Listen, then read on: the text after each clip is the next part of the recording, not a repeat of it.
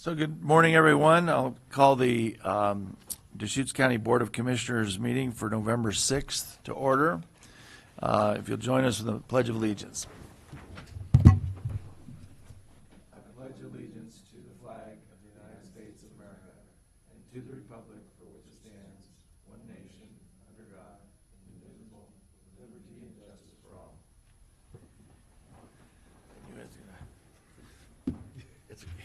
It's so rote that Yep. So good morning, everyone. We're not going to be joined with one of our commissioners, Commissioner Dare, today. She's had a family health emergency she had to deal with, so we may alter a little bit of the agenda. We're not completely yet, but I do think we're going to probably remove item 8, which is our last item on the action agenda, discretionary grant review. So if you're here for that today, we're not going to get to it, but I think we're going to at least talk about everything else. One of them we may not go into as much detail as we thought, but anyway, so this is the time for citizen input, and if anybody wants to give citizen input on something that's not on the agenda, fill out a blue form over there and hand it in. And I've got we are talking about wildfire issues today, but this looks like it's just citizen input. Is that for Doug Hoschek and Tina Matura? Okay, so if you want to join us, and it looks, and I'm assuming this is, yeah, your name's on it, so you've given us this today. So, yeah, come on up to the table there, and you can each typically speak for 3 minutes, so. That'll be a little hard to do with this, but I'll. Yeah, it looks like it. Yeah, well, we can maybe extend a little bit, but, Fast talk is, we were here 2 years ago yeah. and got to work with you guys, and then I'll have a Sun River presentation, which we'd like to do again at your annual meeting. What you have in front of you is a map of Sun River.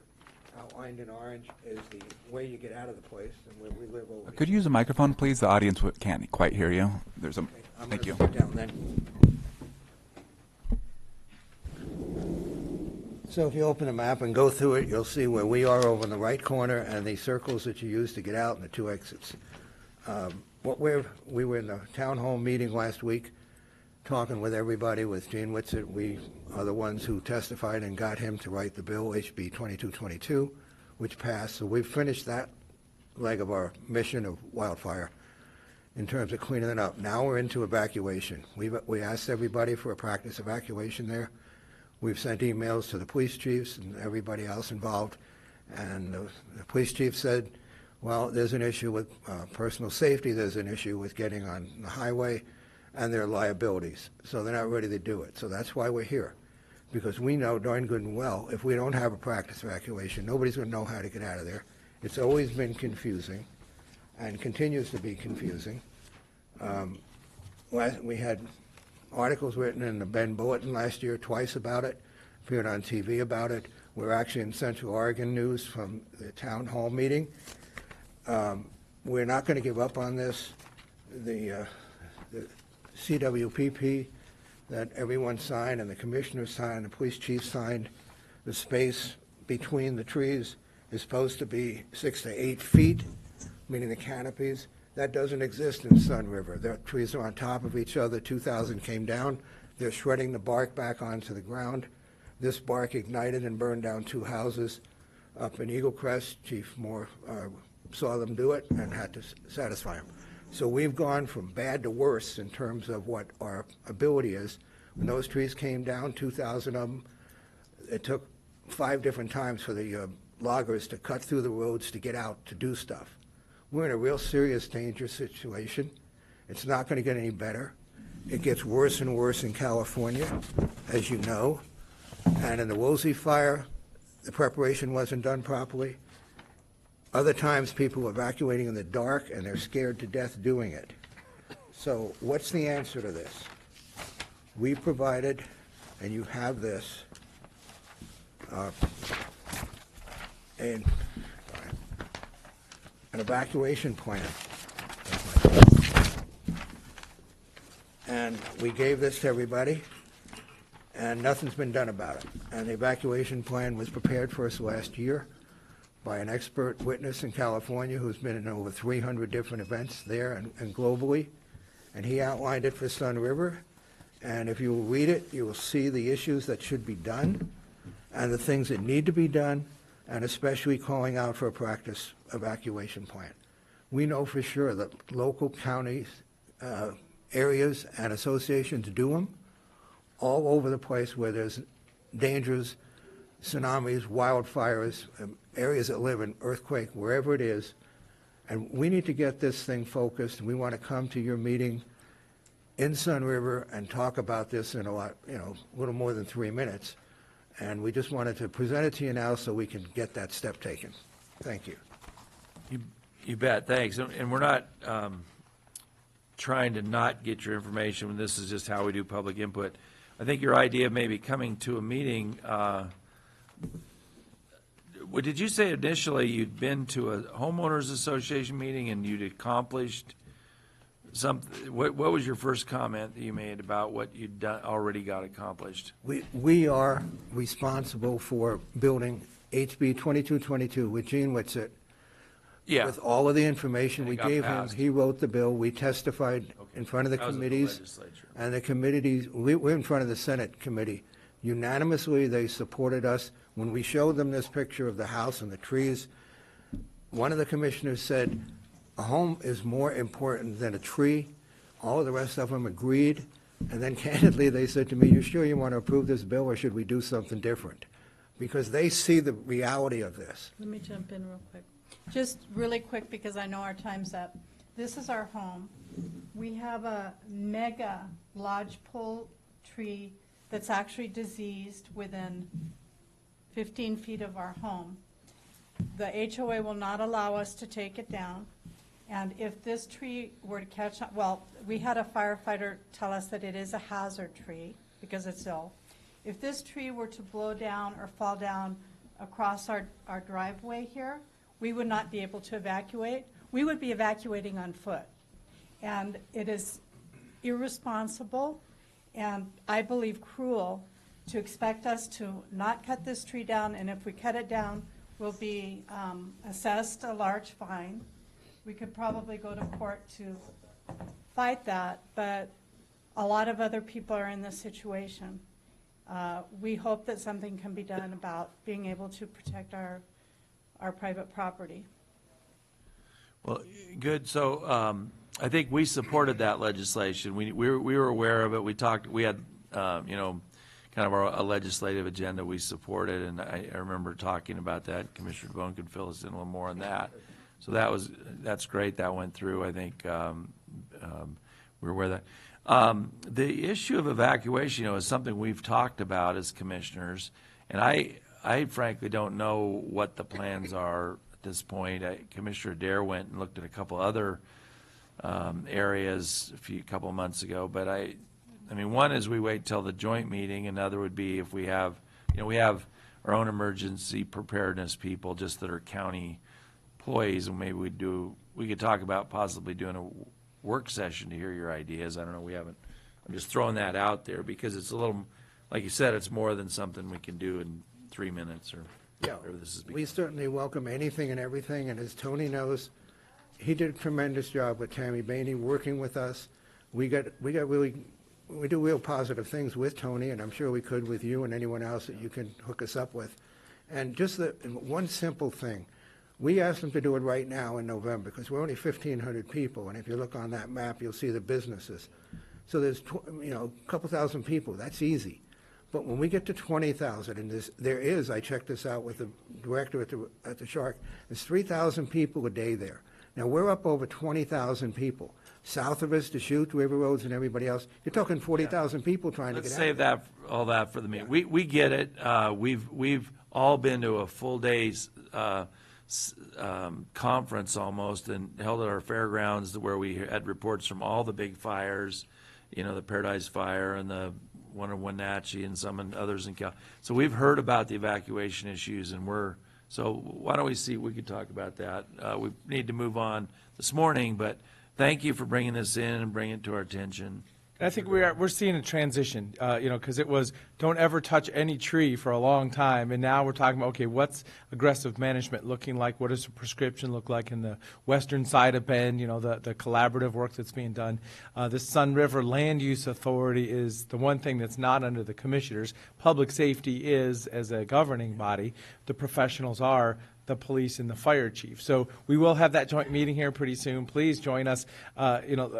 I don't know that it's going to be more of a presentation other than 3 to 5 minutes again, so maybe we need to coordinate that a little bit, because, you have joined us in the past there, too. But I see change happening. I mean, it may be slow, but that specific tree and that specific situation, as I say, the homeowners association is slowly. Don't be distracted by that tree. That's not why I'm asking for the practice. But I mean, that's tangible. Well, That's but your it's front yard. throughout Yeah. I mean, as you drive, when Sun River was developed, it was meadows, and so all these, we've had 40 years, almost 50 years now of trees grow up, and people like the trees, but then you look around after these fire events and you realize, whoa, this is pretty dense, and We've got next door neighbors that moved from Paradise. They escaped. They told us how they did it and what happened, and their 4 kids too. Yeah. So, we know, Antonio, I respect this, that there is no more time, because it's just a matter of when is it going to hit us? Just like the wind hit us and 2,000 trees came down, and we couldn't get out of there if we tried. Yeah. The fire As I hits us. say, but society in general, the community around us, everybody here, we're starting to say, oh yeah, this dense thicket of trees is not a healthy place. So we're making moves towards this. Most people we speak with in the community of Sun River are appalled now, after the fires, at the overgrowth of Yeah. underbrush and lodgepole. But as I say, 5 and 10 years ago, we were thinking, we love trees, and let's not do too much aggressive maintenance. So it's changing. We do love trees, but in thinning, Yeah. we might preserve Oh yeah. the rest of the trees. And by the overgrowth, if there's a catastrophic fire, they'll Yep. all burn. High intensity. Yeah. Stand replacing. There's a lot of good terminology that you hear. 2222, what's the difference between that and 360? 2222 is enforcement. ODF has to go around Oregon and report back, and they're doing it now, Yeah. to the legislature, to the governor, where they're fixing it. We were told by Jack Zeker, Sun River is number 1, because we pushed so darn hard. We got all their support, and we opened our door and said, we got a lot of problems. So this is what's going on. Please don't, and I respect you, Yeah. Tony, we don't care about what anybody else is doing about trees. We want to move it to the evacuation. This Bend, nobody truthfully knows how to get out of here in a disaster, whatever it is. And So there's we no gotta- reason to not Yeah, we have gotta it. move. stop here today. Thank you for coming. Our joint meeting is, I guess, December 19th, so for anybody watching this, or for you, and you probably already know that date, so that'll be one time we'll get to talk further about this. December 19th is there. It's usually in Sun River, so probably will be in Sun River. Yeah. Okay, thank you. Thanks for all the information, and appreciate it. So anyone else that's here for public comment on any issues that aren't on the agenda today? Okay. So seeing none, so we've got a plaque to give out today to Scott Langton, who's celebrating 20 years at Deschutes County, our county assessor.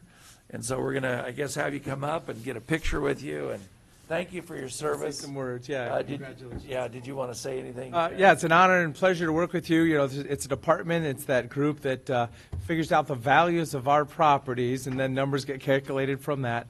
It's kind of an ongoing annual cycle, and you do a good job leading that group. As an elected official, I'm honored to be working with you. Yeah. Oh, now it's 20 years. ago, yeah, I remember. We'll come for a photo and then.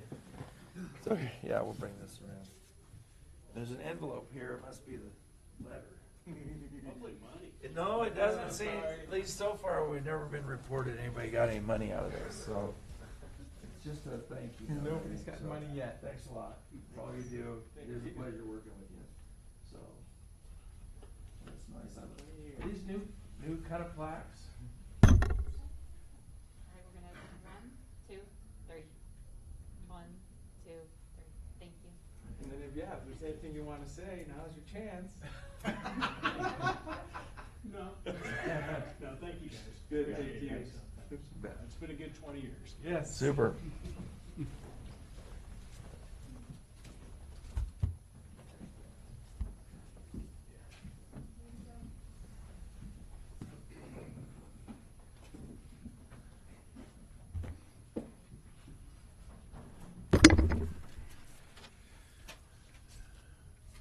So the next item on the agenda is the consent agenda. Any withdrawals, changes? Nope, yeah, a couple items on there, but with that, I'll move the consent agenda today. Okay, and I'll second that. Commissioner DeBonne? Yes. And chair votes yes. So the next item on our agenda is action items. This we start the meat of the agenda. The first item is the Wildfire Mitigation Advisory Committee check-in. So I don't know how many of you are checking in, but several, it looks like. Thank you, Commissioners. Nick Lelak, Deschutes County Community Development Director, and I'll kind of provide the play-by-play and then invite other members of our project management team to either fill in any gaps or answer questions that you may have. Zechariah, Chris, and Ed, whom you're, of course, This is quite a familiar with. rough-looking crowd with all those whiskers today. Yeah, we're honoring Movember. Yeah. And Mother-in-laws were trying to get me to do it. And I just, anyway. So there are four of us up here. Adam Smith is also supporting the project management team, as is Tim Berg, Ines Kurland, and Patrick Davenport with the City of Sisters. So we have a robust project management team that are staffing the Wildfire Mitigation Advisory Committee. I'm going to just give you a snapshot of where we've been for the last several weeks and briefly kind of where we're going next. And certainly I invite anybody to jump in, questions, comments, et cetera, if I miss anything. Just to remind everybody, the three purposes is to update the county's wildfire hazard zone map, which is currently the entire county, to review R327, which is in the Oregon Revised Specialty Code. It effectively is fire hardening of structures, is what it is, and I'll talk briefly about that. And then the final piece is to consider at a very, very general level land use approaches that the committee might recommend that the Board of County Commissioners consider. But we wouldn't certainly get into, is it a zone and what's in the zone? That's not the point for this committee. So big picture stuff. The membership, there are 12 members. A diverse group, very active group, committed, dedicated group, smart people, great attendance at the first several meetings. They're scheduled to meet for up to 10 times, beginning on October 14th through likely mid to late January. Up to 10 times. We've met 3 times to date, and I'll summarize what those are in just a moment. We have a robust project website for anybody that's interested in what the committee's tackling, the schedules, the meeting packets. We now have our first meeting minutes, et cetera, so a lot of stuff there. And for the public, it's www.deschutes.org/wildfire committee. Again, www.deschutes.org/wildfire committee. A lot of information on there. And one of the things when we created the committee, we committed to the board and to the community that we would have a couple of check-ins with the commissioners as we continue down this path. So the first meeting on October 14th, as you can imagine, it was orientation. It was big picture what the charter is for the committee, all of the basics.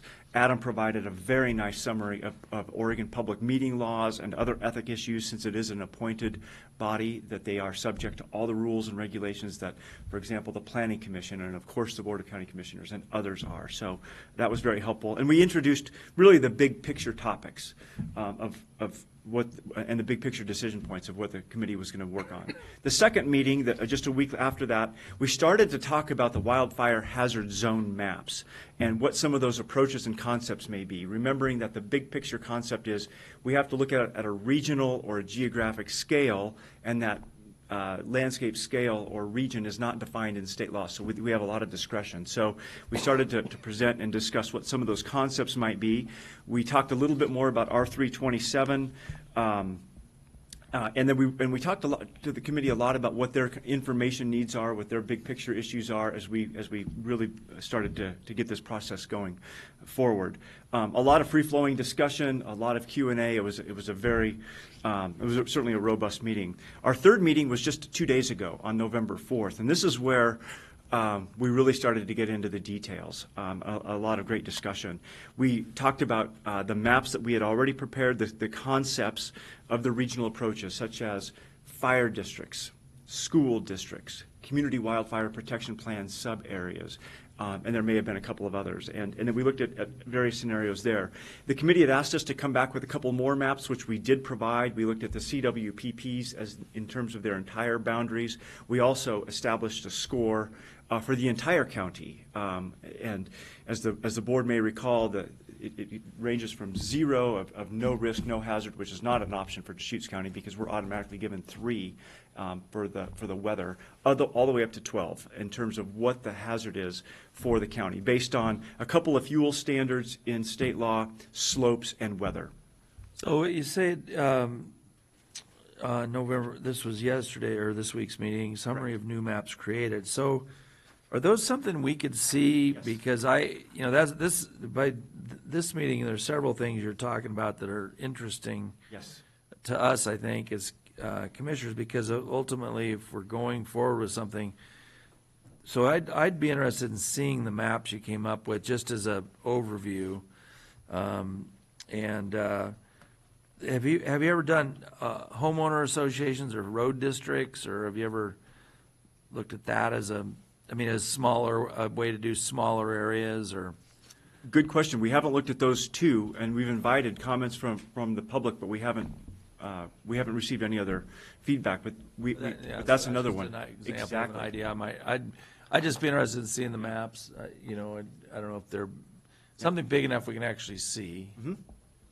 And we can do that, certainly. We do have the raw data, and we can provide this map to you at any time. We did bring copies of this, and then we have the concepts, but certainly we can provide to the commissioners all of the maps, and they're all on the web, but we can provide hard Well, copies for you.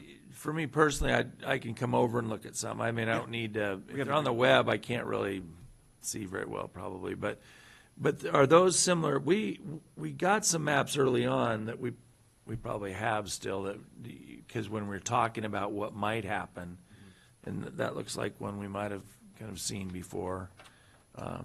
Okay. Right, So we can just the go reason- further with that. The only reason I really mentioned the web is just so the public can see them if they're not. Oh, yeah. at the meeting or they want to get them. But certainly for the commissioners, we have a range of sizes and scales for the maps that we. can Those are on the show. website. They are on the website as well. So, and we'll share those with the commissioners. I guess I kind of go back to just the higher reason and where we're at here, as in, is there clarity from the state that this is a product that's going to be required? Is there a date for this? The committee's kind of digesting everything that's going on. The governor's wildfire committee was talking about maybe they're going to do it at a statewide level, but we've determined, no, we're going to do it locally. So has some good information, or at least clarity among the committee, happened about what the mission is here? I think the committee has clarity on what the mission and the goals are. Yes, I think so. One of the keys that The mission is one map in the end.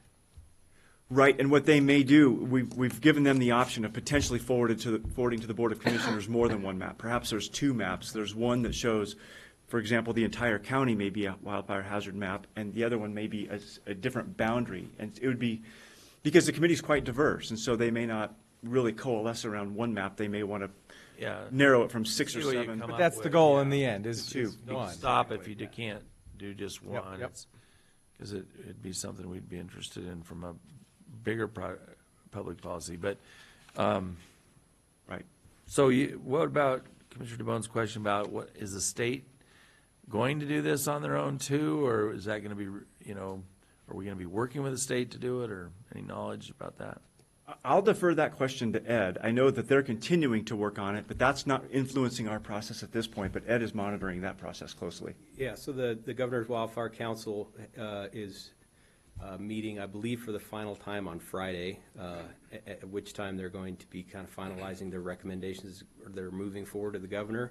And I did note in doing some research on the draft recommendation document that land use, building code, and defensible space are all marked as high priority and a significant change from what's existing right now. And so what that looks like exactly, it's still kind of up in the air, but it's definitely going to be at least a recommendation that moves forward to the governor that there's a significant change made in building code, in requirements for defensible space, and land use planning.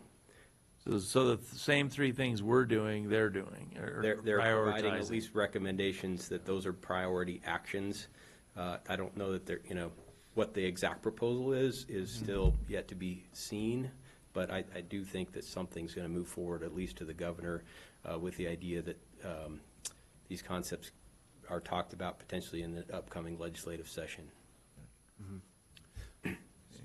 So maps were a big topic a couple of days ago, and then we also talked a lot about the differences between the maps and then R327, the fire hardening.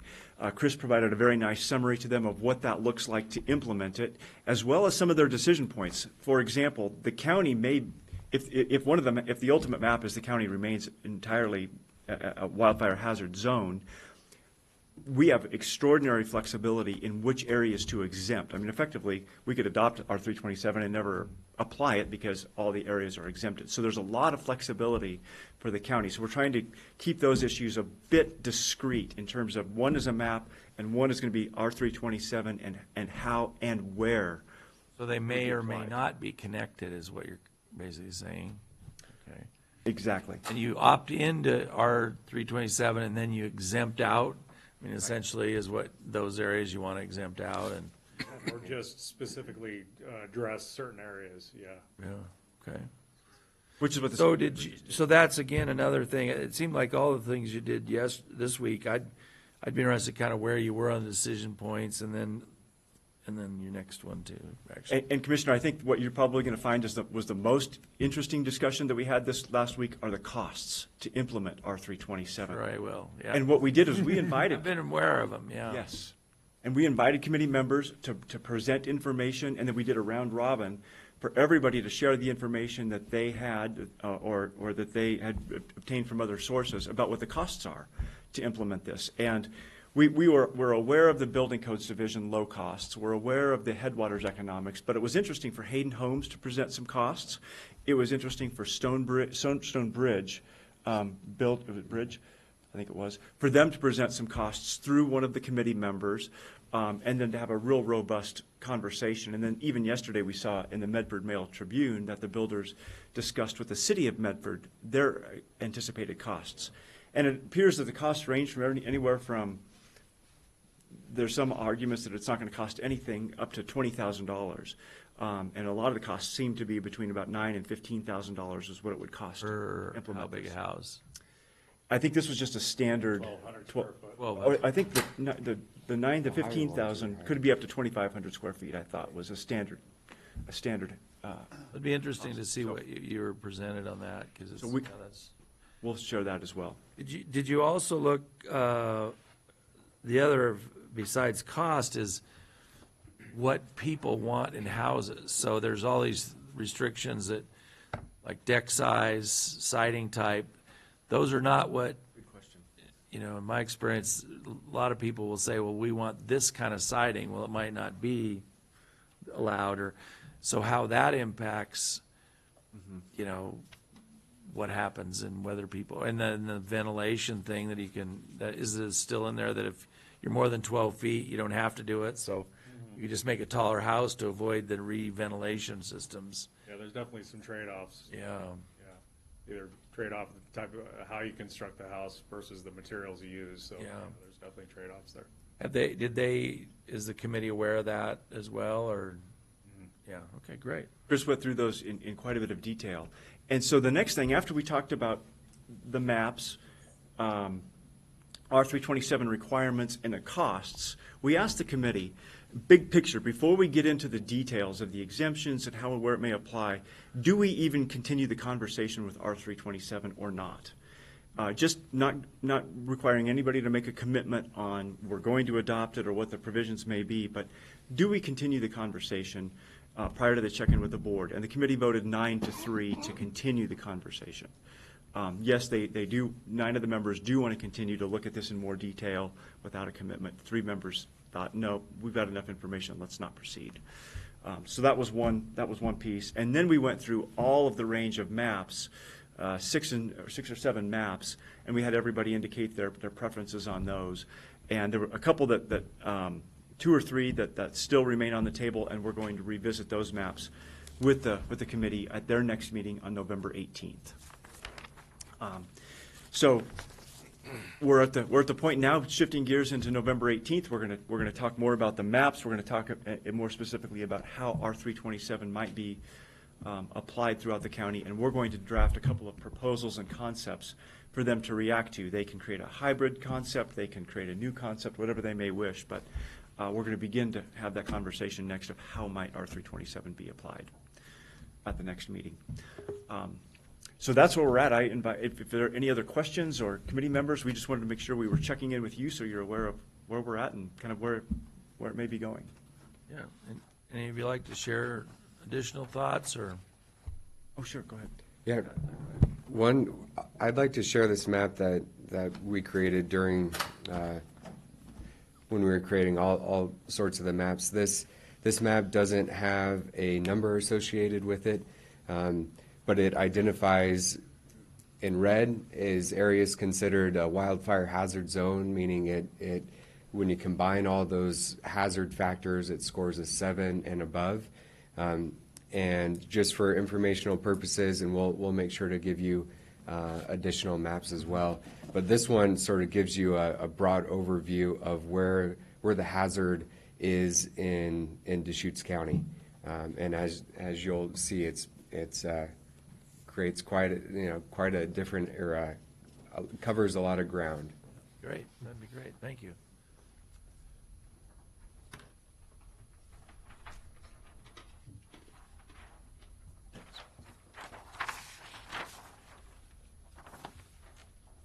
We should have a couple of extra copies we can set on the table if anybody is here. That'd be great.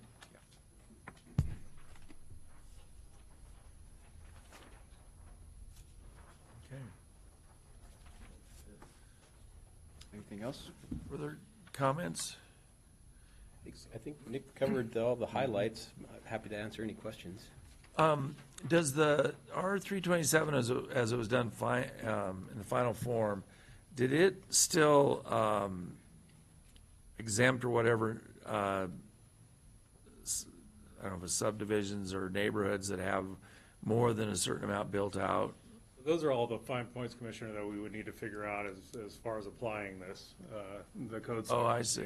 Yeah, that's really It's the, optional to a county to decide whether you apply it to a subdivision or not? they've given us so much leeway as far as implementing this. And the interesting thing is, you know, the State of Oregon Building Codes Division has always been the ultimate appeals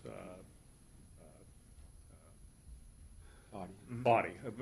But in this case, because it's not adopted in the building code, standard building code, it's a local ordinance, they're not even gonna hear the appeals process. So that's part of our charge, is to create an appeals process as well, so. Interesting. Yeah, so they basically have just said, look, it's completely up to the local municipality to figure Now, out. is It's very it by basic. county, or is it counties and cities can do different things? And, okay, so the city of Bend could be having their own discussion about it. Yes. Probably more relevant, like Sisters or, Lapine, where you're right, yeah. Right now, City of Medford is the only city that's adopted these, or the only jurisdictions that adopted the R327. And Oh, really? It applies to a certain section on the east side of town. But they just did that within the last 4 weeks. Are any counties working on it, or? I think we are the first ones. According to Building Codes Division, they've only heard of the two, Medford and ourselves. We thought that Ashland had started this process as well, but apparently they may not be as far along as we are. Weren't they were the ones that led the effort to get the state to create it, yeah. Okay. Further questions? No questions. It'll be good to see this evolve a little bit, and thanks for the check-in. One thing I wanted to share with you, I got a letter from Mark Long, who's the Building Code Division Administrator, and I don't know if it was to me, and I don't know, did you get a letter from him?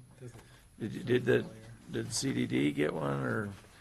So I kind of marked it up, but I just underlined things that but it's about all the flexibility that they're trying to create in the code, and so there's the things along the coast with regard to, the tsunami protections. So he's just kind of stressing that, and then certain things in cities. I don't know if there's anything other than R327, but I should make a copy, and I haven't done anything with it other than read it.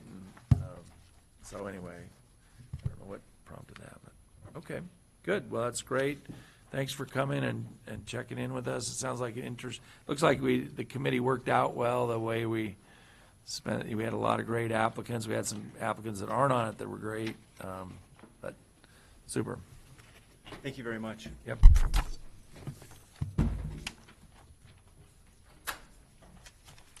Okay, our next item on the agenda is the non-prime resource lands hearing preparation.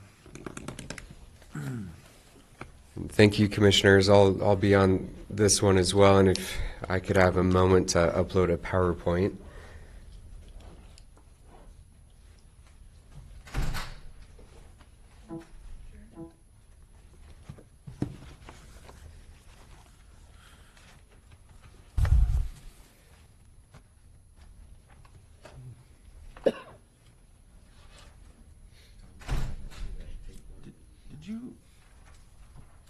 You gave us a copy, or we've got a copy of this, don't we? There is a meeting packet information that includes a memo and a decision, or a matrix covering the amendments. I believe it starts on page 14 of your meeting packet. You got it here in front of me. Thanks.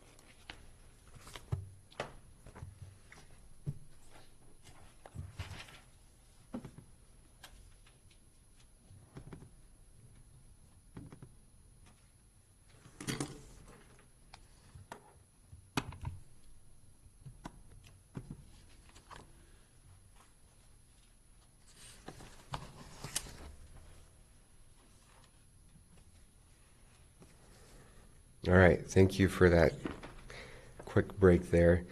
So again, Zechariah Heck, Associate Planner with the Community Development Department. To this agenda item, we'll focus on, I got a active, yeah, sorry about that. This agenda item will function as a work session to prepare the board for an upcoming public hearing on the non-prime resource lands amendments. This hearing is scheduled for November 18th. Feel free to interject at any point during my presentation with any questions you might have. I did pass along a copy of the PowerPoint, so feel free to flip through that or follow along as you may. To start off with, I want to discuss what are non-prime resource lands. So they are known as non-resource lands in Oregon administrative rules. They have an exceedingly low capacity to be managed for commercial agriculture and or forestry activities, and they do not meet agricultural land or forest land definitions due to poor soil conditions, lack of irrigation, climate conditions, and other factors including past land use. This has been a legacy issue in Deschutes County for some time. In the 1970s, when zoning was applied throughout the county, we had limited information. We used soil maps to determine where farm and forest zones should apply. Non-urban, undeveloped, and uncommitted lands were zoned EFU and forest lands. As a catch-all at that time. Yeah. Yeah. Again, limited information. If they were not developed, not committed to any other uses, they were zoned ag or forest. This, as you can imagine, led to in several areas inaccurate zoning designations. And to address this issue, since 2008, Deschutes County has participated in legislative processes to update land designations. Unfortunately, none of these have worked out, and so that leads us to today, or at least this year. Earlier this year, the board directed staff to initiate a non-prime resource lands amendment program or process. The original amendments covered two components, or two proposals, if you will. The first one focused on recognizing 6 specific areas committed to residential uses. I will cover those areas shortly. And the second component formally acknowledged the non-resource land program established by state law, and then supplemented the state's criteria with local criteria based on the lay of the land that we know of in Deschutes County and local values. Over the past 6 months or so, the Planning Commission has held several open houses throughout the county, held 2 public hearings, multiple deliberations, and eventually where we left off at is the Planning Commission recommended to the Board of County Commissioners to approve proposal number 1. Last month, or a couple weeks ago, the board directed staff to formally separate the non-prime resource land amendments into 2 proposals, which we have done, and I'll cover those amendments here shortly, and then to schedule amendments correcting the land use designations, speaking to the 6 committed residential areas with the board work session where we are today, and then a public hearing on November 18th. The second proposal, or the second component, is postponed until later this year, or possibly early 2020, where we will conduct a Planning Commission work session to discuss what criteria, new criteria they're interested in proposing, and then also hold a joint work session with the Board of County Commissioners to understand those potential changes. So now I will focus on proposal 1, is what we're moving forward with today in this month. This slide, admittedly hard to see on the screens, but it is a map that identifies where the 6 areas are committed to residential uses throughout the county. We have Meadowcrest, or we have Squaw Creek Canyon Recreational Estates, north of Sisters, Skyline Subdivision in First Edition, just west of Bend, and then Meadowcrest Acres, Hainer Park, and Section 36, all in South County. Each one of these areas is parcelized, has an average lot size of well below the normal for resource land zoning designation. They do not host farm or forest uses beyond the hobby level, and they're committed to residential uses. A majority of all of these areas are developed with single-family residences. All of these areas combined represent an area of 900 acres. It is important to note, though, that Section 36 represents over 640 acres of that 900 total. Our comprehensive plan amendments cover several sections throughout the comprehensive plan: land use planning, ag lands, forest lands, our rural development, housing, and then we created a new section specific to non-prime resource lands. In total, we amended 2 policies in the agricultural lands and rural housing sections.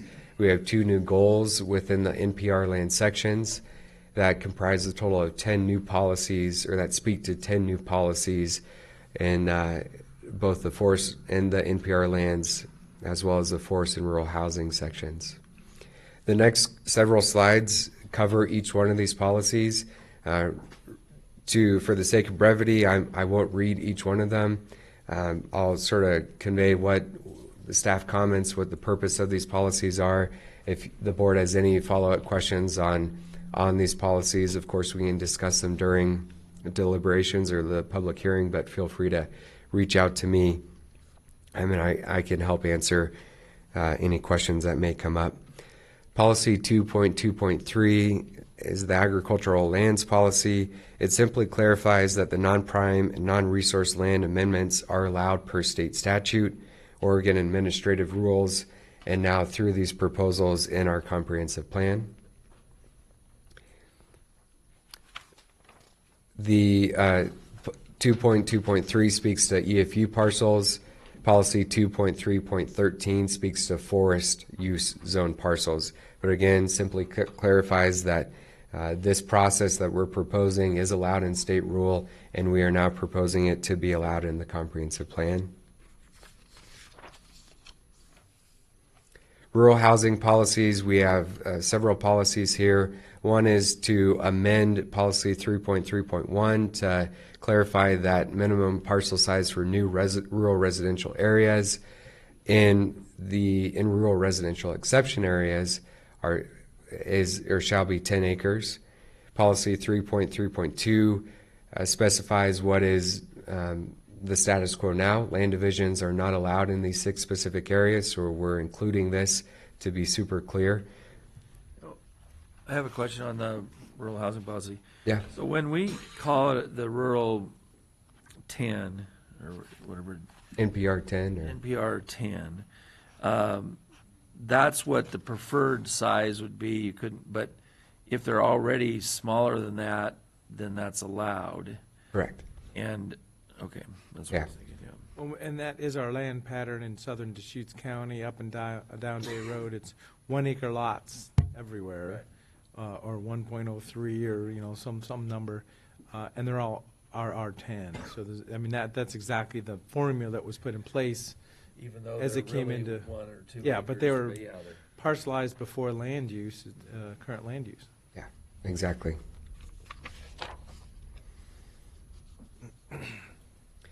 The new section focused on non-prime resource lands, I'll cover now. We have a goal 1 is to allow the designation of non-prime resource lands in Deschutes County. Policy 3.11.1 allows property owners to continue to apply through a quasi-judicial process for a rezone, comp plan rezone, either through EFU or forest to a non-resource zone consistent with state law. That's allowed today. We're just clarifying that with these non-prime amendments, it'll continue to be allowed. Goal 2, and this is where we get into specifying or focusing in on the 6 areas committed to residential uses, states that to resolve resource zoning restrictions applied to subdivisions prior to statewide planning legislation taking into effect, we have these following policies.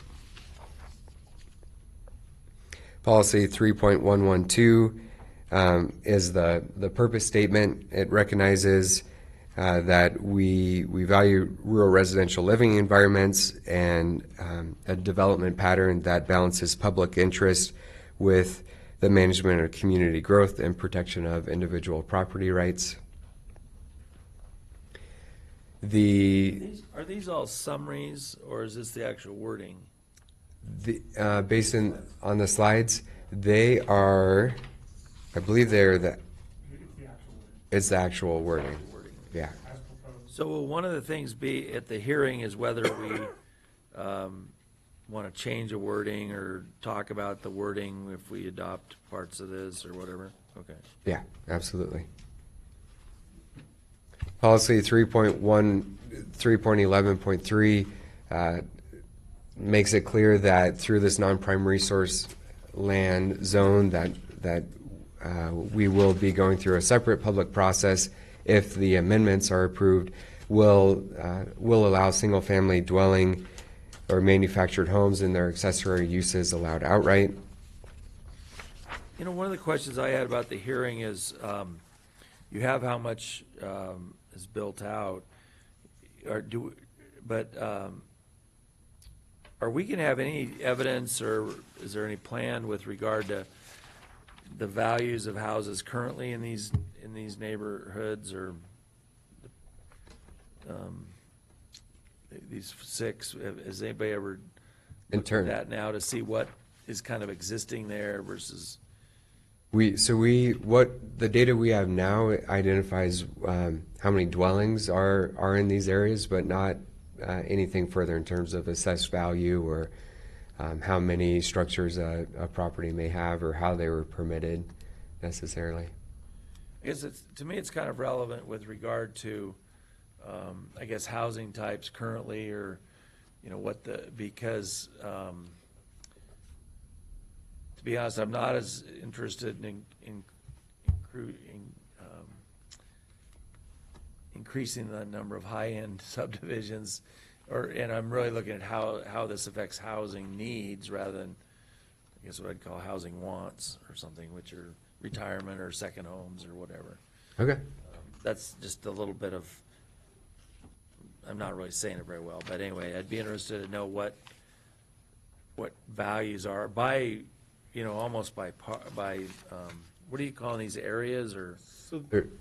Each one of them we're calling them subdivisions or committed residential areas. So it kind of buys subdivision. Yeah, we could get that. I don't have any sense of them necessarily. I know I've been through a couple of them, but I don't think I've been in all of them, so. These are residential committed existing parcelized areas. They're all privately owned currently, right? I mean, there's no public ownership in here. There's no, Correct. there's just a simple sale from one private party to another. It's not a development proposal that has a trajectory to it, I guess. Yeah, well, that's why I said I didn't say it very well.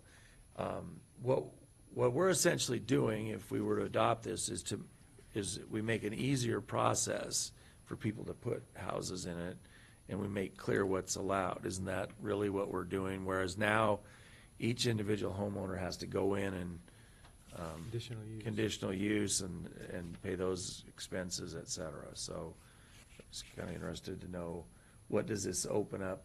If we're making things easier, who are we making it easier for, and that's what I guess I was getting at. Yeah, it's good to clarify that. We'll get more information that may help explain that story a little bit better.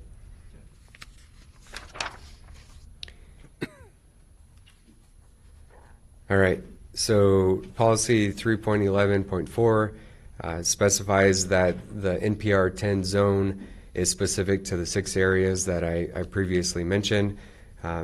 Again, property owners outside of these areas can continue to apply for a quasi-judicial comp plan zone change application as long as they meet state rules, state and local land use rules. Policy 3.11.5 clarifies again what is allowed today, or what the status quo is today. These properties cannot be further divided. By creating a non-prime resource lands, we are not creating any new opportunities for additional lots. This is important because it does not create any new conflicting uses.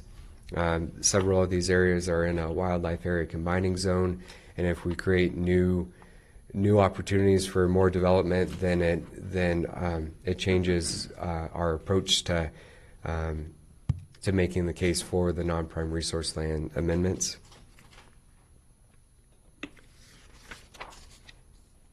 Policy 3.11 and 3.11.7 on the next slide really cover that these 6 specific areas are unique, despite having marginal soils that are classified as a 6 classification.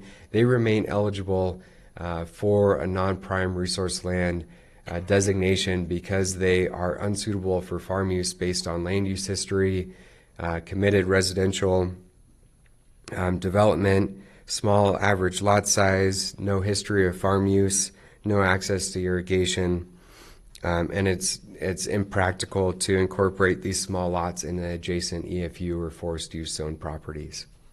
So 311.6 speaks to the EFU zone properties. 311.7 speaks to the forest zone properties. Just a thought that comes up is, we've been in this land use dynamic world with the passage of Measure 91 and marijuana land use, marijuana production. This are small residential style neighborhood parcelized areas zoned EFU, which qualify for some of those, marijuana production licensing, they're smaller scale possibly. So that might even be a point to put in here, just a note pointing out that that's kind of a conflict. When you think of a light industrial type farming, referring to indoor growing and security and setbacks and lighting or whatever, and the requirement that it's a crop to be grown on the parcels that are zoned EFU, that's just kind of a conflict. Yeah, and Commissioner, if I can, for the record, Peter Gutowski, Deschutes County Planning Manager. It's really policies 3.11.6 and .7 that, to the extent we get a challenge, this is where they're going to focus. We are acknowledging that they do meet the baseline for meeting the definition of agricultural land and or forest land, but when you look at the compatibility issues, the other locational factors that issues associated with ownership, infrastructure, the fact that no one's going to put any of these properties to commercial farm or forest use. They haven't been put to those uses. Our justification is to be they don't therefore meet the definition of farm and forest land. Presumably, again, as Zex noted, we are not addressing any other lands in Deschutes County that have these characteristics. We are explicitly noting that it's these areas that are legacy lands that were created prior to the statewide land use system. So it's calling it a carve-out, maybe a reasonable summation, but all other lands all other property owners that have lands where they haven't been put to farm use can go forward with our existing process today by demonstrating it doesn't meet the state's definition for having agricultural soil. So these are really exceptions to the norm, and hopefully through the public process and the way that we've crafted the policies provides certainty that it's just these 6 areas that need to be treated differently than other lands that are currently zoned farm or forest. They can't be land divided. We're going to acknowledge that residential uses are the dominant use, the only use that are occurring in these areas, and that we should have the opportunity to allow those uses and their accessory, the residential uses and their accessory uses as a use permitted outright. So that's our, I believe, our message, and hopefully it's persuasive enough during the public hearing process for anybody who's concerned about some kind of transformation or this somehow setting a precedent. It really doesn't. The policies have been designed to, again, exclusively apply to these 6 areas. And, I think it's obviously a discussion topic that we've been having with this board and with staff for years, if not going on well over a decade. So we've tried to do everything we can to lock those properties in place with very discrete goals and policies. Yeah, I see what you mean about what these 3.116 and 7, they're where you get to the wording that could be contested.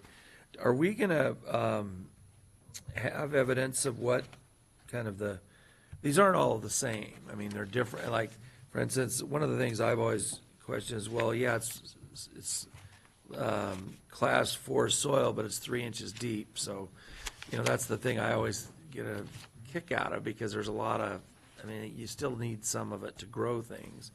So it looks like the Squaw Creek is maybe a drier, I don't know how rocky in this one, you'd need maybe more water than some, I don't know. But is there any distinction? Then I noticed that section 36 are bigger parcels than some of the others look, so are we gonna have kind of definition that way? I don't know if anybody will say, well, you could do these 4, but you can't do these 2, or I'm not suggesting they do that. So that's just, but I could see people saying that because they are differentiated. Yeah, it's an excellent question, Mr. Chairman. I think in the findings we have differentiated each of the 6 residential areas. Of course, with section 36, those properties were conveyed by a warranty deed, sales contract. They weren't through any type of land division. And the same was true for Hainer Park. But we go forward and we describe the average lot size. We describe the way it was conveyed. We are emphasizing the fact that they're owned by multiple properties, that there's infrastructure there. In the case of exclusive farm use zone property, that the properties don't have access to irrigation. They've never been farmed. In the forest use provisions of state law, as I understand it, you first have to demonstrate if it can be used for commercial forestry, where, there's a section in Squaw Creek Recreational Estates First Edition that has 6, I think, or 8 lots that are forest zoned. Well, we can clearly provide the finding that it's not being used for commercial forestry. It wouldn't be used for commercial forestry. And then the other part of the goal requires one to demonstrate that it's not being used for, or that the property isn't have any kind of value for natural resources. And these properties are so small and have been splintered and have infrastructure there for residential purposes. In our opinion, it's reasonable to make a finding that demonstrates these don't have resource values that one might, for example, in today's, I think it was in KTVZ, there was an article, the Bull Springs area is for sale. I don't know if you saw that. I mean, that property is significant in size. It's zoned forest use 1. There you can clearly acknowledge that, I mean, it has some commercial forestry properties presumably, but it also has these other values in relationships to natural resources. That's one example, but when we have these splintered lots, that are forest zoned, they don't have those values in our opinion, again, because of the way that Because it's they've been just conveyed. impractical to go. Exactly. You're not going to do, exactly. So we welcome certainly the board, not only, reviewing and critiquing our draft policies, but obviously the findings where staff is coordinating, of course, with legal counsel to have sufficient findings that justify the approach that we're taking, again, in these narrow 6 areas of our county. You mentioned findings. Have we been given those? We've, good question. We, if I may, kind of jumping in on Well, we've got a couple Executive things today. I think we have findings, so I couldn't remember. yeah, we will be providing you with the full enchilada, the findings, the draft ordinance, the record to date for your hearing proceeding on November 18th. We felt for the work session, we wanted to just get you familiarized with the policies and, of course, the decoupling that's occurred between, as Zechariah noted, component 1, which is focusing on these 6 areas, and component 2, which has since been tabled. So it was really a reorientation opportunity for us to have you hone in on our draft policies. So then back to, I was just thinking through the process, back to the big picture, what is the difference from this process to a process saying we have 6 residentially committed areas that we would like to do a group rezoning to RR10? Because that's another path that could be done for those property owners that would kind of align with the way they've been developed over the years. And as I say, this is kind of the highest level.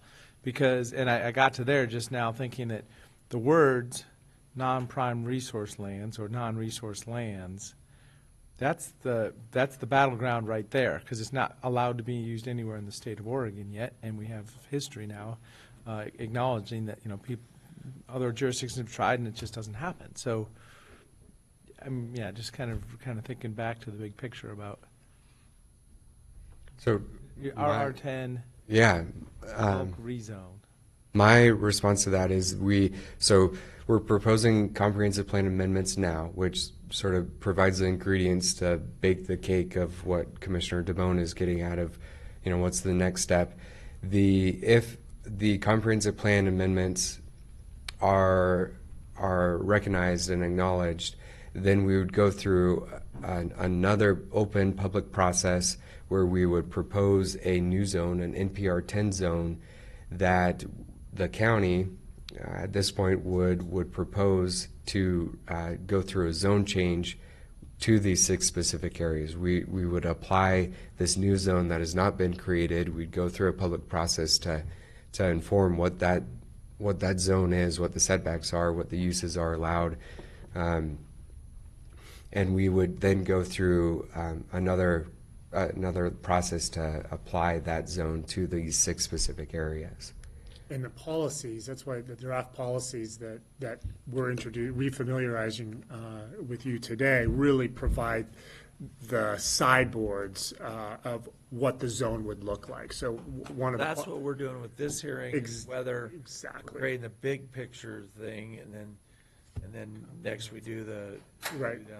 drill down further. Exactly. It's the legal, this is the legal framework to create the zoning in a subsequent phase if we're acknowledged. And that's why there's policies that acknowledge, the purpose is, these properties we're recognizing the importance of residential housing development. We're honoring, there's a policy that speaks to, residential uses, single-family dwellings or a manufactured home and their accessory uses are uses permitted outright. That's what we're trying to accomplish here. As noted by both commissioners, today, if you want to come forward and develop in any one of these 6 areas, you have to spend several $1,000s for either a template dwelling in forest use zone property or a non-farm dwelling for property that's zone exclusive farm use. To our knowledge, in the past, those conditional use permits have never been contested.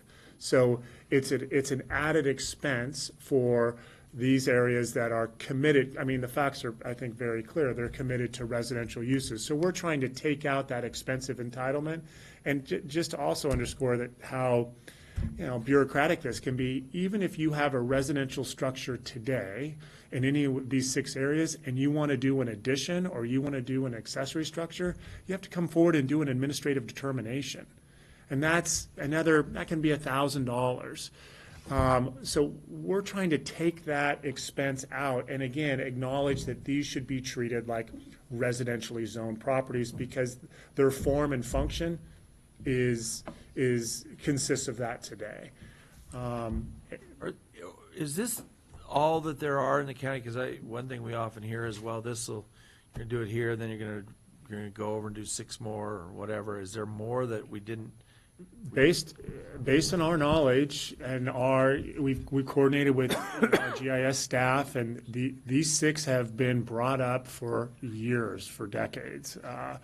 And so, could there be some replat out there or some shadow plat out there that were not available? I guess it's possible, but in terms of properties that are developed today, have residential infrastructure, multiple ownerships. I mean, these are the 6 that are really, I think, confined by the proposal and have these circumstances that warrant this non-prime resource lands designation. Are places like Cimarron City and Sundance subdivision, are those zoned something else, or they are already? Is that Mostly RR10.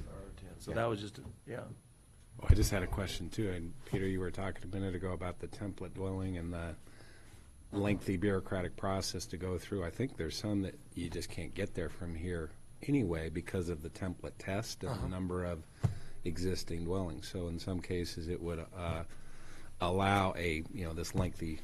I mean, you couldn't even do that.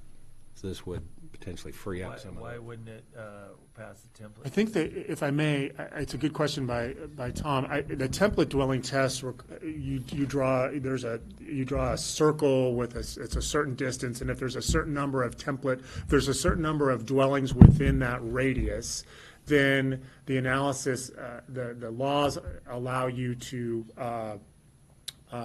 subject to other criteria, allow additional forest dwellings. If alternatively, if the radius shows that there's not residential dwellings, then it's difficult to approve one because it's essentially saying, look, this landscape is still, essentially available for the primary uses of forest use activities. The one that I think of is Section 36. I think that there's enough. But I presume that there's enough existing dwellings in the way Section 36 has developed over time where that factor wouldn't come into play. But alternatively, Tom may be correct that there could be one property in the far corner that when you draw the radius, it's just outside of where the other development's been. So it would streamline it at the end of the day. And I'm just thinking way back to, I mean, this has been going on for 20 years or longer, certainly all those years I was in CDD, and I know for a fact there were some Section 36 parcels where you couldn't get there from here. There weren't enough. And I want to say there was maybe even 1 or 2 in Skyliners. Oh, also that may have failed that template test, and there not being enough, even though they're all parcelized already, and for the same rationale that we're looking at this process, they wouldn't have met the test, and therefore, and as a result, you end up with bootleg dwellings and all kinds of perhaps even public safety issues. Good. All right. Good. That's interesting. I didn't know that. So With that discussion, that really covers the rest of the presentation. Any other questions we're happy to answer either now or before November 18th, but we will make sure to have the findings, the draft ordinance, as well as the amendments, proposed amendments that you have today will be in a meeting packet for the commissioners to review before the 18th. We'll have a binder prepared for you as well, so you can have a hard copy of all that. And can you hone down those costs that that are currently expended on a typical, if there is one, or the range of costs that somebody can expend? Do any of these where they're an EFU also involve, they have to do a soil test? They would, yes, any property that comes in for a non-farm dwelling would need to demonstrate that they don't have high-value soils, and so they would, I mean, the NRCS data at a macro level shows the class 6 soils, but when our practice or the pattern has shown that when they hire a soil scientist and they actually go to the specific site, they can demonstrate that it's not class 6 soils, or not a majority of the property is not class 6 soils, and then they're able to cite a non-farm dwelling. So Do they have to do those in these little? they do, because the NRCS shows, again, at a macro level, that there are agricultural soils. It's only until the soil study comes back that demonstrates, among other factors, that this land is not suitable for farm use consistent with the administrative Maybe rules. we get some information on those costs too, because I know on the bigger ones, we've had a non-farm dwelling, like a 40-acre parcel. Seemed like it was $20,000 for a soil test or something, and so I don't know what it is for or 2 acres, but I'd be interested. It's a really good point, because more often than not, what we see for template dwellings or non-farm dwellings is property owners are retaining consultants, more often land use attorneys, with those specialists. So the entitlement process, of course, doesn't just account for the fees that we charge, but obviously the experts to prepare the justification. So yeah, good points. We can certainly provide a range of those costs, and also give you a sense of what those that are vacant, what the assessed value is, and for those that have residential dwellings and other structures, what that assessed valuation is as well, or market rate value. Further questions? Just invitation to make sure we have a good public hearing on this. You know, parties that are interested in the topic, please share any information that you think appropriate that, you know, will add good value to the record. Thank you. Thank you. All right. The next item on our agenda is the Thornburg remand, review of record materials for an appeal of Phase A1 of the Thornburg Destination Resort on remand. So we talked briefly before the meeting, Commissioner Adair not being here. I think the intent was to really go through the list of documents, and we can ask questions about them. So our debate was whether it's better to do this with her here, or do we do it now and then you do it individually with her, or how we get there.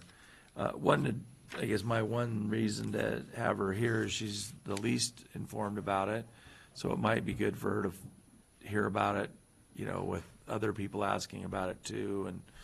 But I don't know, what's your thought on that? So I would like to kind of put a vision of how this might hang together in the next 30 days or so, and where we're at. So I agree, you know, the substantive issues probably, let's make sure we're all in the room talking about. We can do that. Yeah. I wonder if we could do that. If that's a way to proceed today.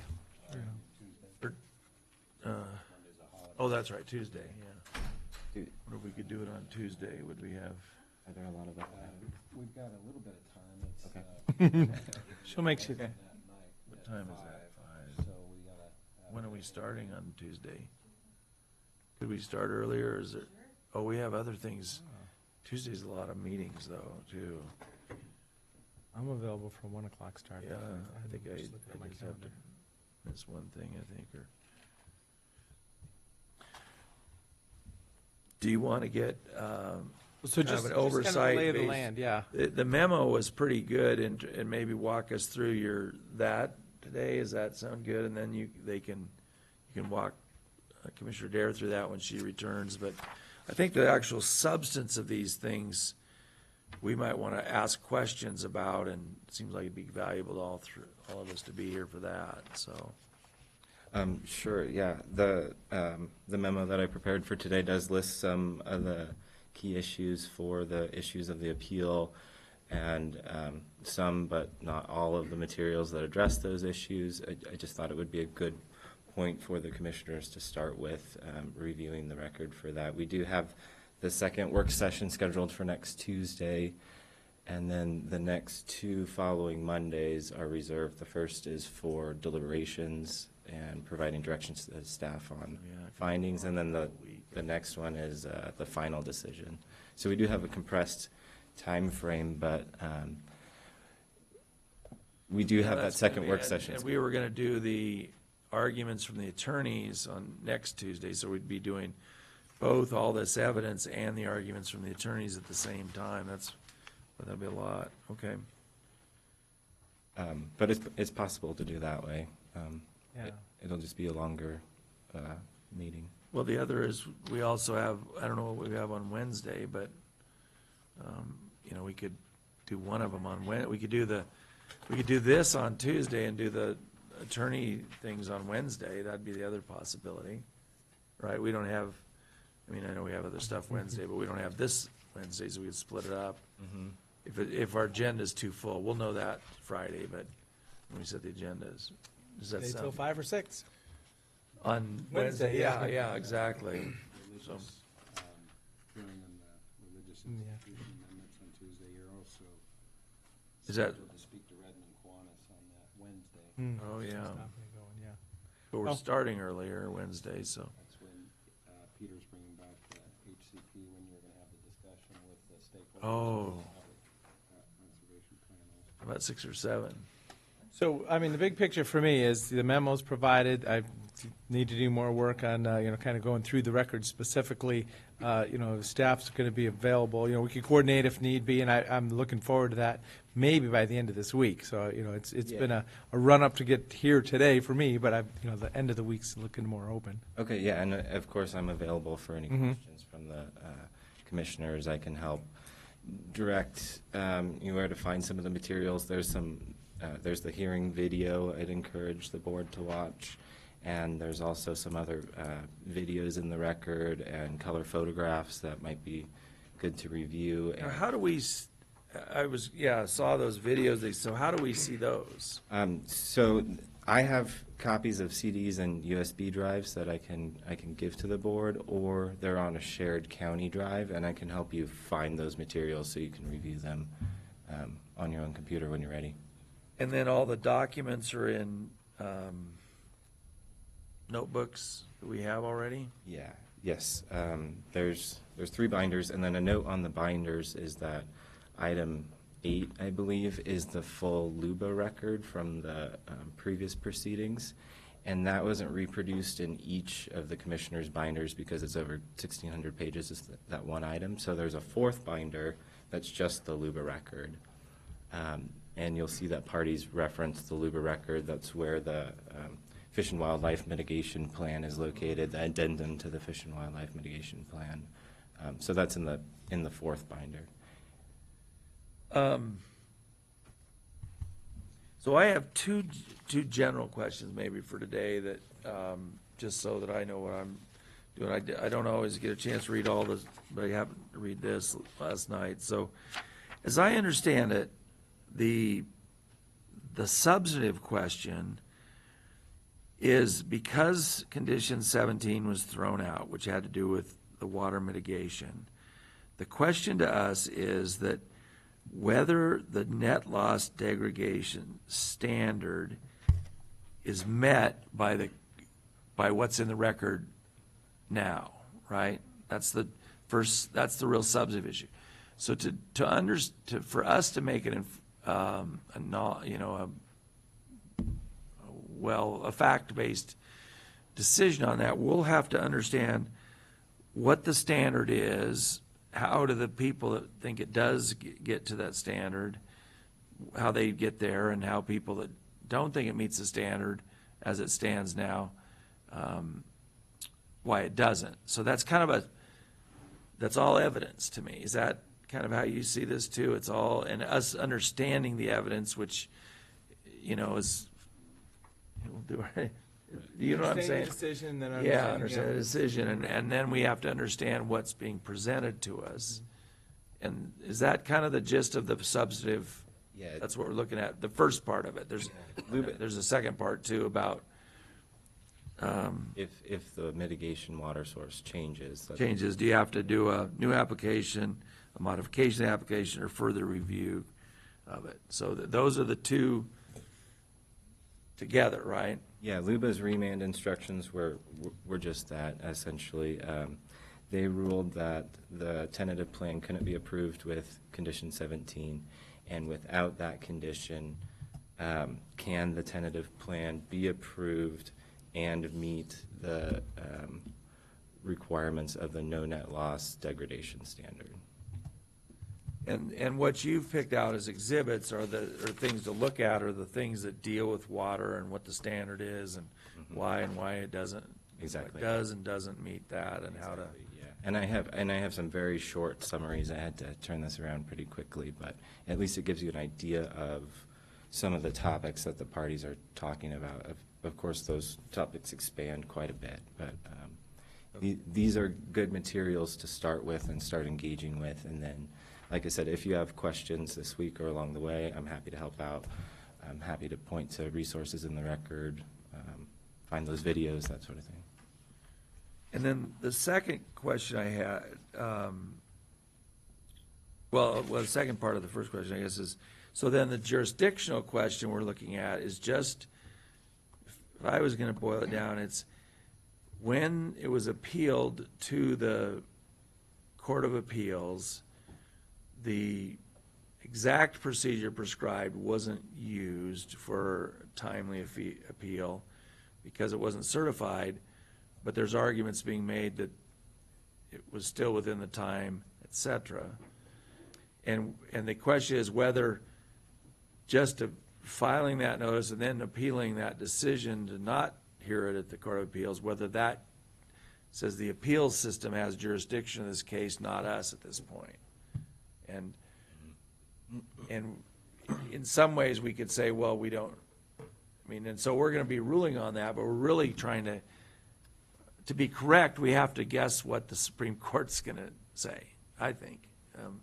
If the Supreme Court took jurisdiction, then it'll turn out we wouldn't have had jurisdiction. Is that right? Yeah, I'm not an attorney. Well, we have a couple in the room. Well, I'll defer to Adam on this, but I certainly characterize it a little differently. I think the argument that was being made by the hearings officer is until there's a final judgment from the Oregon Court of Appeals that the county doesn't have jurisdiction. And I guess the complicating factor there is if you accept the timeline issue with regard to the mailing issue, the Court of Appeals couldn't have had jurisdiction and therefore can't issue a final decision or a final judgment because I think Adam's analogy was, okay, here we're talking about a day or two, but what if it was 6 months later? What if it was a year later that they tried to file an appeal? Would that put us in a holding pattern pending some final judgment from the Oregon Court of Appeals? It seems to have a little more rub because it's a day or two, but what if it was 6 months? What if it was a year?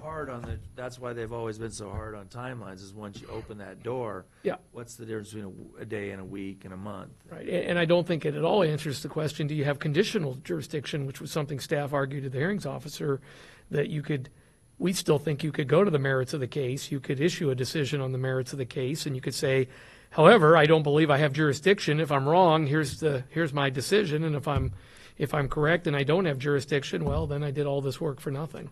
But the end never went there, so I don't know. Adam? My best understanding of the parties' arguments, the applicant is arguing that jurisdiction never transferred from the Land Use Board of Appeals to the Court of Appeals because that transfer of jurisdiction further up the appellate ladder is conditioned on a timely filed appeal to the Court of Appeals, and the appeal was never timely filed. Whether or not it's a timely filed appeal is the issue that the Supreme Court may or may not talk about. That's really the argument. The opponents are arguing, yes, it was a timely filed appeal. The applicant is arguing it all comes down to the form of mailing to the Court of Appeals, whether or not it had to be certified mail or whether or not first-class mail was sufficient.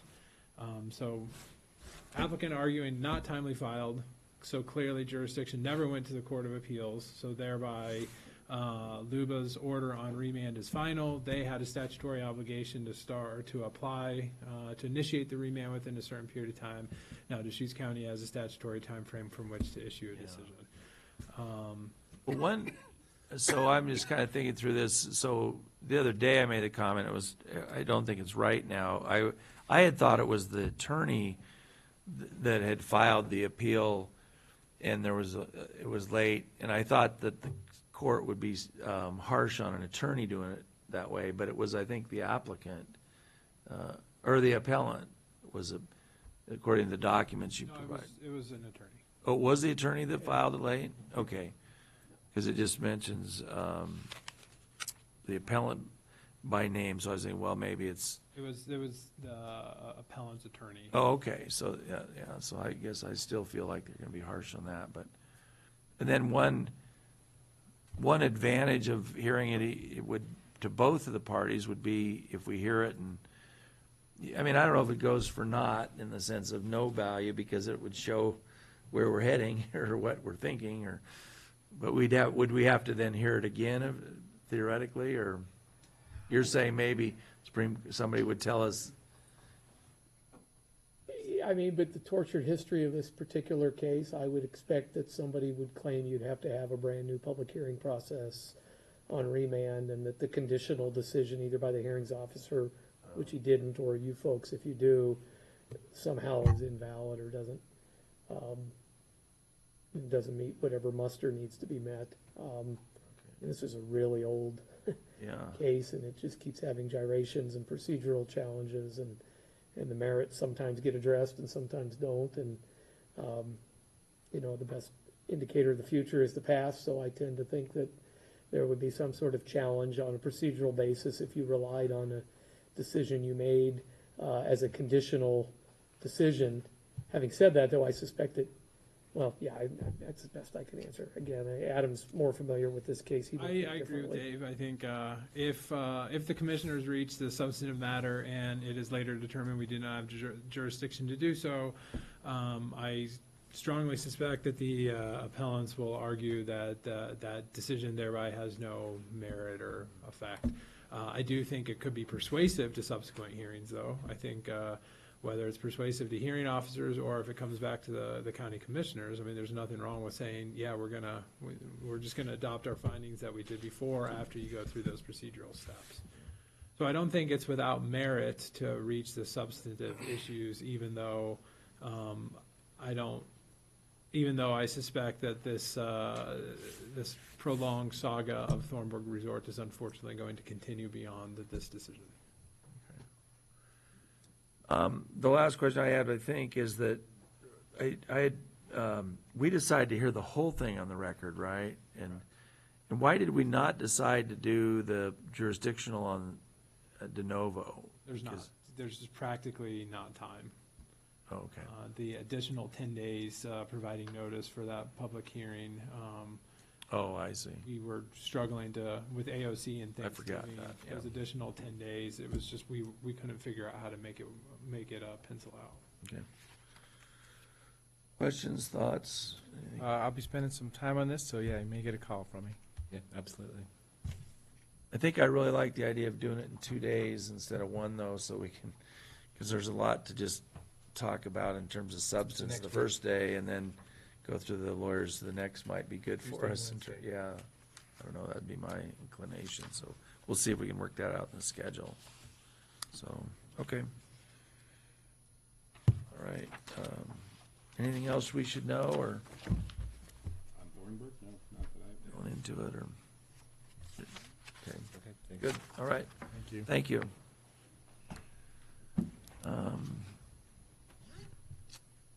So the next item on our agenda is the discretionary grant review. We've decided we're going to put that off until Commissioner Adair can join us, because that's, we all make allocations of a discretionary money to different nonprofits, so she'll probably want to be part of that conversation, because we usually do it as a joint meeting. So I guess that would be, unless we want to deal with some other items now. So we were right on schedule for we did do the grant reviews. Do you want to do other items now? And If there's anything, yeah. I think there's a couple. I know I've got a couple. Well, maybe we need, let's see if I can find them here. I don't think I brought anything. Usually I prepare for kind of just notes of what I've been doing for Monday afternoon, so. Well, again, it's kind of a work, this is kind of work session-y, but one, I've got the review for the jail review, and I did my evaluation and some notes. I don't know, maybe the best, I was gonna actually just present it and Yeah. see what you each thought. Should I wait till Commissioner Adair's here for that? So bring it to a meeting or Yeah. route a document? or Well, something? yeah, I thought I had it with me.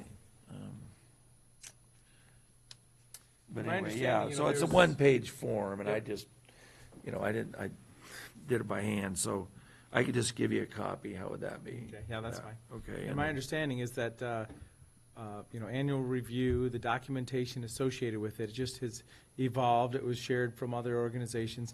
There isn't like a statutorily required, checkoff sheet or whatever. There is an expectation that commissioners do that tour and write something up. So, And what I did was pretty basic, and there were Yep. some that I said that were not part of our review, so yeah. because they really didn't even talk about it or look at it, so that. And I did do that tour last year, and as I say, I gave them all excellent remarks, but on that simple form without much detail, and it was just a one-person review. Yeah, so just acknowledging that. Let's see. And then a second item is, we all had our individual meetings with the Redmond officials this week. And I guess I'm thinking that we should probably talk with Dave before the meeting, and maybe you, Tom, about conditions we want in our contract with him. I'm increasingly concerned that whatever we put in, if we're giving them the land, I want to make sure we get the affordable homes, and I think Tony and Patty do also, and it doesn't automatically happen, and one thing we heard from either them or somebody else was like that project in Sisters where they said, well, there's an affordable home section. Well, the builder's not doing those. They're turning, is what we were told, they're turning that over to Habitat. Well, that means they're not really, they're just getting, so we're giving away land. I kind of want to look at some of those provisions and make sure we're not going to be very involved in the planning of this, is what I took away from our meetings. And so I think we should put some provisions in that help ensure that things we've thought about get in there or get done, like single-family affordable homes, the fact that builders that do market rate stuff are also doing affordable homes one way or another, and they're not just putting it off.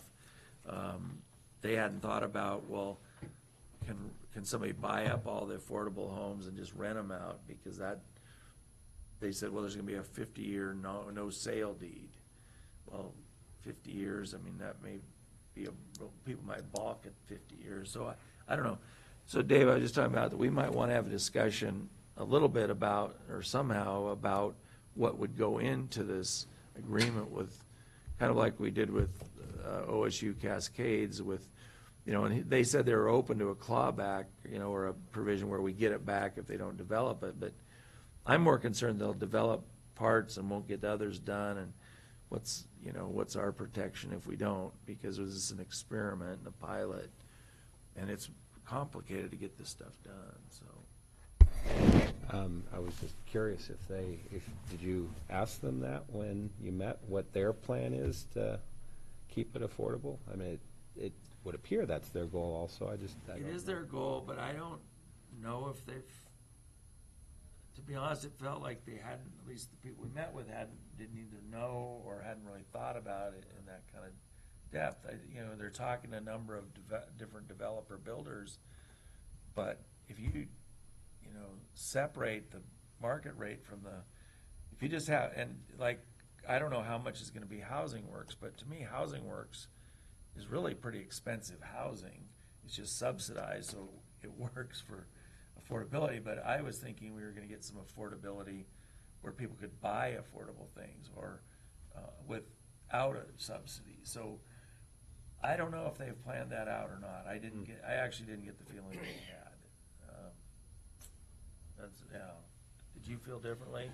Well, I asked about, what does this look like if there's going to be market rate housing and affordable housing?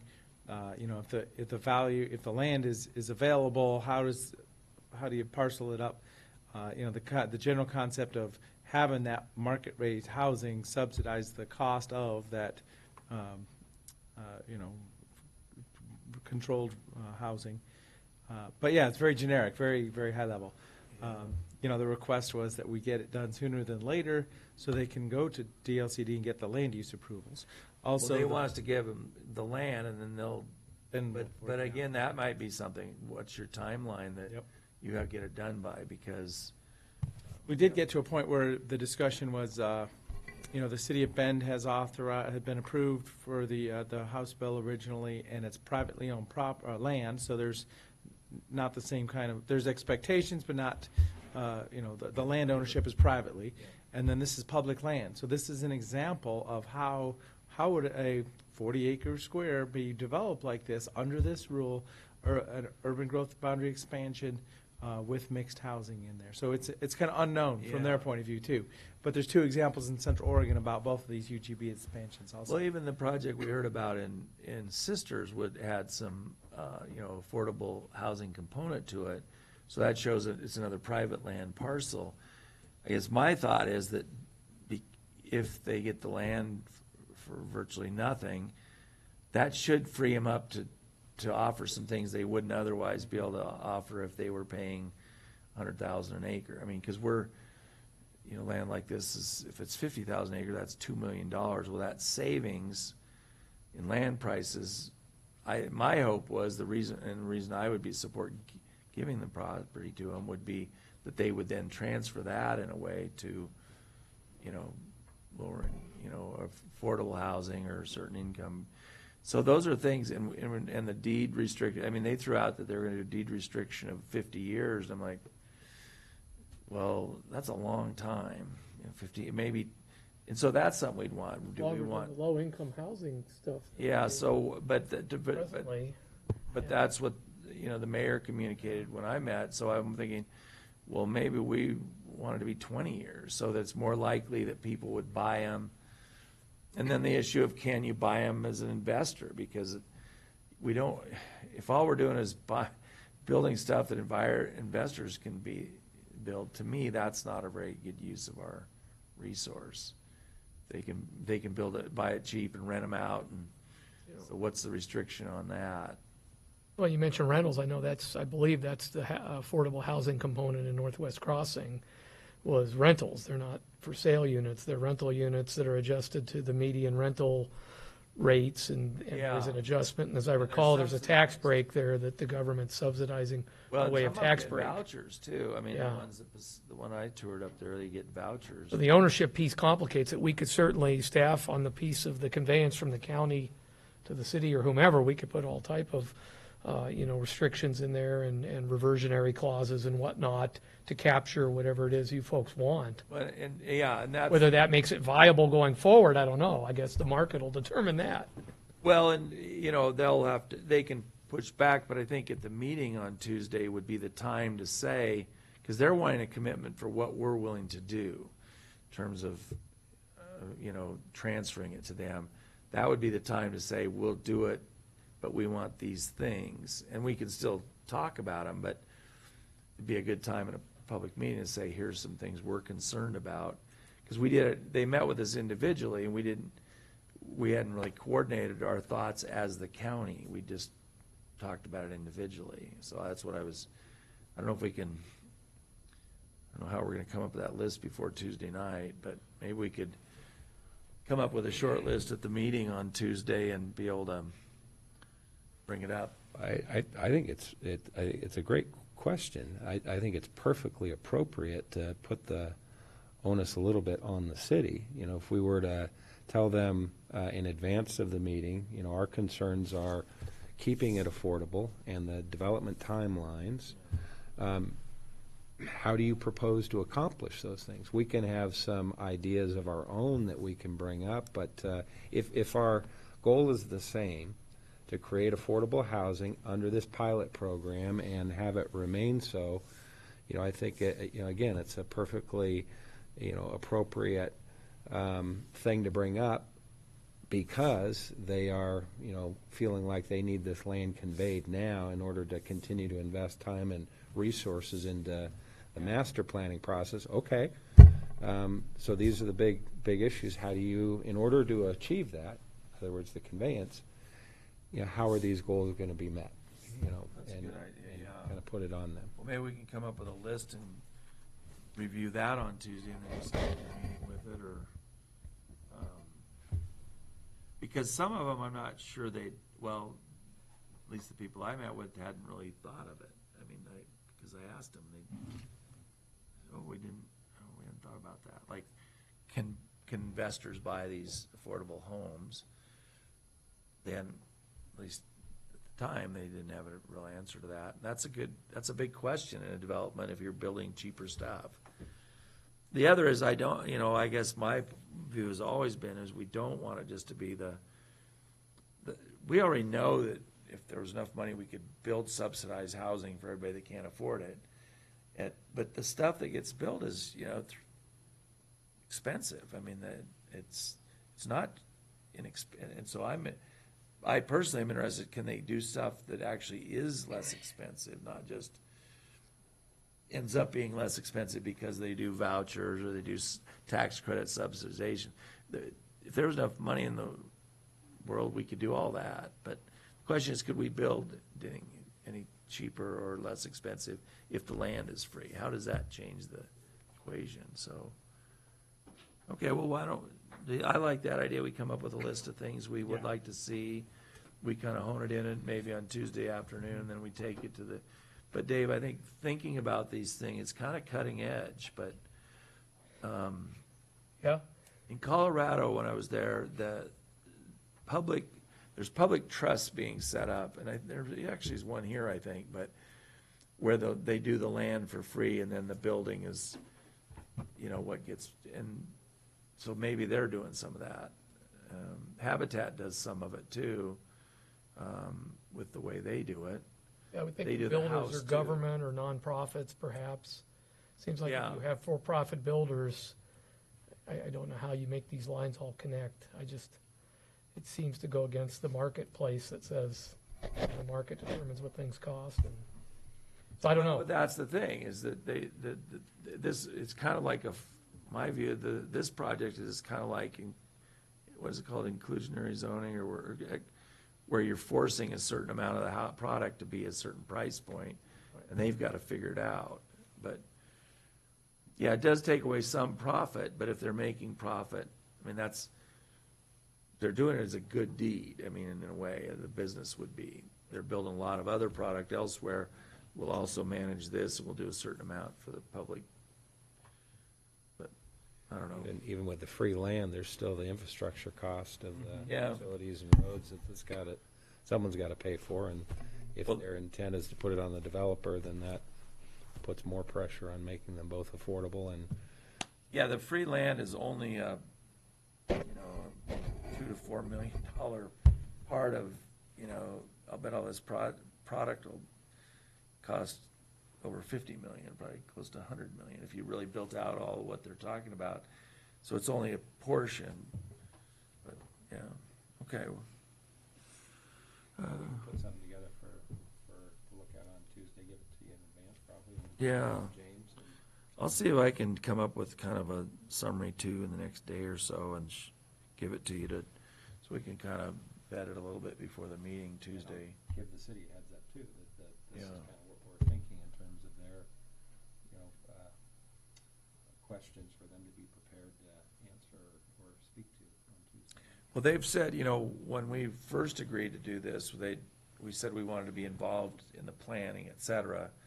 And I brought that up and, they said, well, James is on the committee and that's good, but that isn't really involving us in the same way I was thinking. I thought they might, say, what do you think of this? And instead it's here's what we're doing. So, I mean, so this would be kind of how we're involved, I guess, was putting some criteria or some, On the- conditions on it. Just thinking through the utility investments that'll have to happen, the water, sewer, and roads. Maybe there is a real simple formula, which is, double system development charges on market rate housing, because land is zero, or whatever it's gonna be. And then, Reduced yeah, I mean, in this block, half it's paying for the full utility, the other half isn't, which is expensive, because then it gets those $10,000 and $20,000 and $30,000 costs out of the way before you even get started. So then you can build the building. Just an idea Yeah, that no, could be that's a pretty good black point. and white then, real simple. Could be. So, okay. And then another item was on my other items was the Terrebonne refinement. It sounded like you went up, met with some people. I've done that. I think Commissioner Dare has also. What I understand they're looking at is maybe just other ways forward, maybe not doing all of it at once, I got a not note sure from what they wanna somebody do. saying, they lean towards the couplet situation. I got two contacts. They lean towards the couplet situation. They really do feel like they can't say much about it because it's so negative for the folks that don't want it. So there's not balance. One person just unsolicited. And another person said, man, this is, why aren't you paying attention? I need to know, really got involved with everything. And then at the end, he said, geez, it sounds like, if we have to do something, we should do the couplet. It's like he wanted to get upset about the whole thing and then the couplet. So it was just interesting. People are communicating. Well, and then there's others, on the other side saying that they've always, Yeah, so I'm acknowledging it's not wanted a that couple, tense, or that they don't dynamic. now, they thought it would work and they don't. I'm just still hoping that ODOT is able to develop some kind of majority vote. I don't know. The only thing I've thought about is if we can't get there is somehow we do a referendum, a preferential referendum for, up in that geographic area, just to see whether, if we learned 85% of people favored one, that would Is that be the interesting to Terrebonne me. unincorporated community area? Yeah, I would think it would be. Two Well, members, it'd be, Crooked River Ranch, Jefferson County, and the highway. I mean, it's well, we like, can only do part of Jefferson, or, we can only do part of Crooked River Ranch, but, I mean, yeah. it's just, Well, I don't have an answer. I'm just saying, I can't tell by individual comments where the community is. And it's been told to me that it's here, and it's been told to me that's here, but there's no, that's the only, and I know Josephine County did a referendum. I don't know how you do them, but they put it on the ballot and it's not binding on anything. It just says, this is my preference. It's like a preference vote or something. Yeah, advisory votes, you can do, they're maybe expensive if it's off election time, but you Well, can I also. do it. yesterday was the day for the You free could one. also do just, a direct mailing survey where you could ask people to, respond. That I don't know if it's less official certainly, but that's another Yeah. possibility. Or we could do a survey like we did for the solid waste choices. Phone survey costs some money, but I don't know. That's the only way I'm not very confident we'll ever get to the numbers by just, who we talk to. Well, and this was that post-decision-making period where we were just letting people communicate too. Yeah, that's. Now, there needs to be another We're phase. doing What- that what's the also, next and step? I think ODOT's working on the other Yep. phase. I think that's all I had for today. Do you have anything else? I didn't bring Other anything items? for right now. Do you have any other items? Do you have stuff for this afternoon, do you think, or? No, I just had a couple things for, that'd probably be better if Patty was there also. Okay.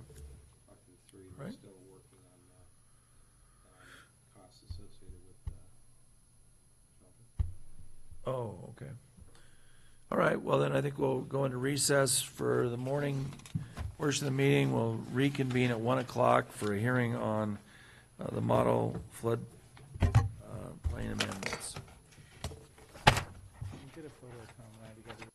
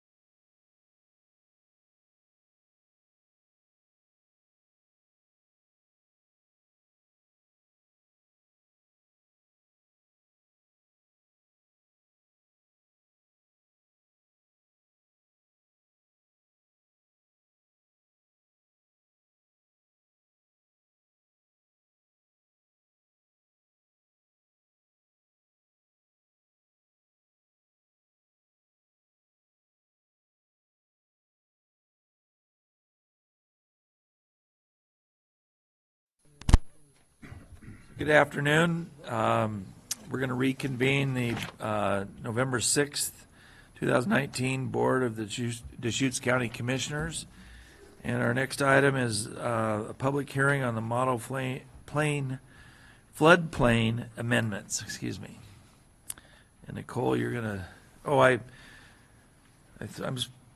So we changed Okay. the script a little bit. you did change the script.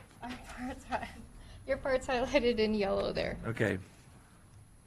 All right, so this is the time and place for a hearing on file number 247-19-000, 530TA and 533PA concerning the 2019 Model Flood Code amendments.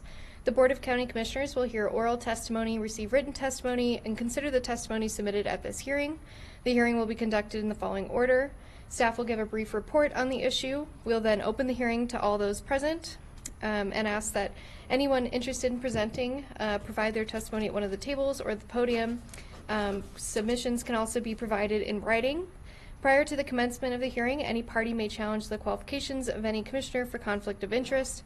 This challenge must be documented with specific reasons supported by facts. Should any commissioner be challenged, the member may disqualify himself or herself, withdraw from the hearing, or make a statement on the record of their capacity to hear and decide this issue. At this time, do any members of the board need to set forth any information that may be perceived as conflict of interest? Does any commissioner have anything to disclose, and if so, please state the nature of the same and whether you can proceed. I have none. My only involvement is just the official business of being a commissioner. Okay, and I have none. I haven't specifically talked to anyone about these amendments, I don't believe, other than maybe in a simple way when we talked about it previously, but not with any vested interest. So Very good. the hearing, okay. So seeing that there isn't anyone in the audience to challenge, I think we can move forward. Okay. As no challenges are presented, the hearing is now open. Staff will proceed with a brief report. Excellent. Thank you, Commissioner. So for the record, Nicole Mardell, Associate Planner. Today we'll be discussing, as I discussed, the model flood amendments, file numbers 530TA and 533PA. So I just wanted to provide a bit of background. In 2019, Deschutes County staff initiated 3 different sets of floodplain amendments, kind of as one package, but they are individual applications. The first was related to the land division of split zone and floodplain properties, adding procedures to our code related to those unique types of divisions. The second related to the use of floodplain zoned land as open space in the cluster and planned unit developments. Those items are still under review by the Planning Commission, so they're not going to be reviewed today. Rather, today we'll only be focusing on the model flood amendments, files 530TA and PA. So the model flood amendments, the purpose of this project is to incorporate text from DLCD's 2014 Oregon Model Flood Damage Prevention Ordinance. So this is text that was selected by our floodplain manager that will be used to kind of patch holes or gaps in our code. We're not going to replace the entirety of our code. Each one is kind of unique. Every jurisdiction can kind of choose how much they want to utilize this kind of draft ordinance. But we selected the text based on kind of our specific needs. We're also proposing to add a purpose statement for the floodplain zone in the comprehensive plan, as one currently does not exist. We did receive quite a few public comments on this item. They were provided in the hard copy binder that was given to you. They're also on the website. The vast majority of these comments were pretty general. They were directed at all 3 of the floodplain amendments. They expressed concerns about development, additional divisions in the rural county, which didn't really relate to the model flood text. There were a few items that did specifically relate to the model flood amendments, and they were reviewed a bit more in detail by the Planning Commission. So the first was an exception for uses and structures that are outside the special flood hazard area from special construction standards. So this is based on FEMA's kind of feedback. If a structure isn't in an area that has flood risk, that structure doesn't need to be anchored or flood proofed. So we're just adding that into our code. The way that it was worded provided some confusion. Individuals thought that we were allowing new uses or new structures in the floodplain zone, so we changed that to make it more clear. And it did seem to get support from the parties that were initially concerned. The second item related to the floodplain zone's purpose statement. Initially, staff had included the words primary and secondary for the floodplain's different roles, just For context, Deschutes County is a bit unique in that the floodplain zone serves as a flood hazard mitigation kind of tool for us, but it also serves as a Goal 5 natural resource protection tool. So individuals were concerned that by adding the words primary and secondary, it could have the potential to undermine the Goal 5 natural resource protection role of the floodplain zone. So we just took out the primary and secondary words and just kind of explained overall what the purposes are. The last item related to the 2019 version of DLCD's model flood ordinance. The 2019 version was adopted in late August. And as a reminder, we're looking at the 2014 text in our proposal. So there was this updated kind of ordinance from DLCD. It's quite a bit more extensive. Staff needed a bit more time to review it. There's some questions surrounding it. So we contacted DLCD's natural hazard planner, Catherine Daniels, and asked her, would you recommend that we adopt 2019 instead of 2014? She said that we could utilize the 2014 amendments to patch our code today, and we could review the 2019 model flood ordinance during our community visit with FEMA and DLCD in 2020. So this is an iterative process, but we can move forward with the 2014 version of the amendments. The Planning Commission, in reviewing the amendments with these changes, did recommend unanimous approval of the proposed amendments. In regard to next steps, the board can choose to continue the hearing to a date and time certain, close the oral record, and keep the written record open to a date certain, or close both the oral and the written record and schedule deliberations. As a note, I did also include a draft ordinance for you to review as part of your packet, so you have that available to you as well. And with that, I welcome any questions. Thank you. Any questions? So, this is just an observation. So the word floodplain, at the definitions is being taken out. So that's just interesting. So there's a floodplain zone, but we're not going to have a definition of floodplain, and that must be kind of the logic of the model code and how you reference just the terminology. So it's just an interesting observation when you look at the package.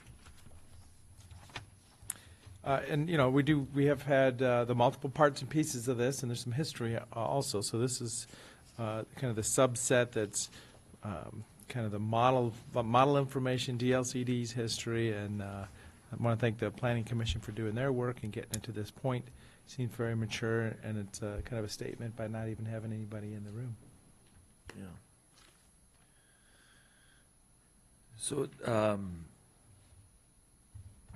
I was interested that there's the new section on the small accessory structures, the manufactured dwelling units bigger. I guess there was one before.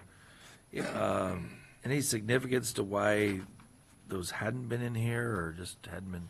Because I don't know. I'm sure there's small accessory structures somewhere along the river. So they've existed before, and then I don't know, there probably are manufactured dwellings along the river at some points too. So just kind of curious of why those hadn't been done previously, I guess. Sure, yeah. So our floodplain manager, I think, was planning on being here, but I'm not sure if he'll be joining us. But from my understanding in the past, we just kind of treated small accessory structures like we would if they were locating in any other place, but we would require a conditional use permit.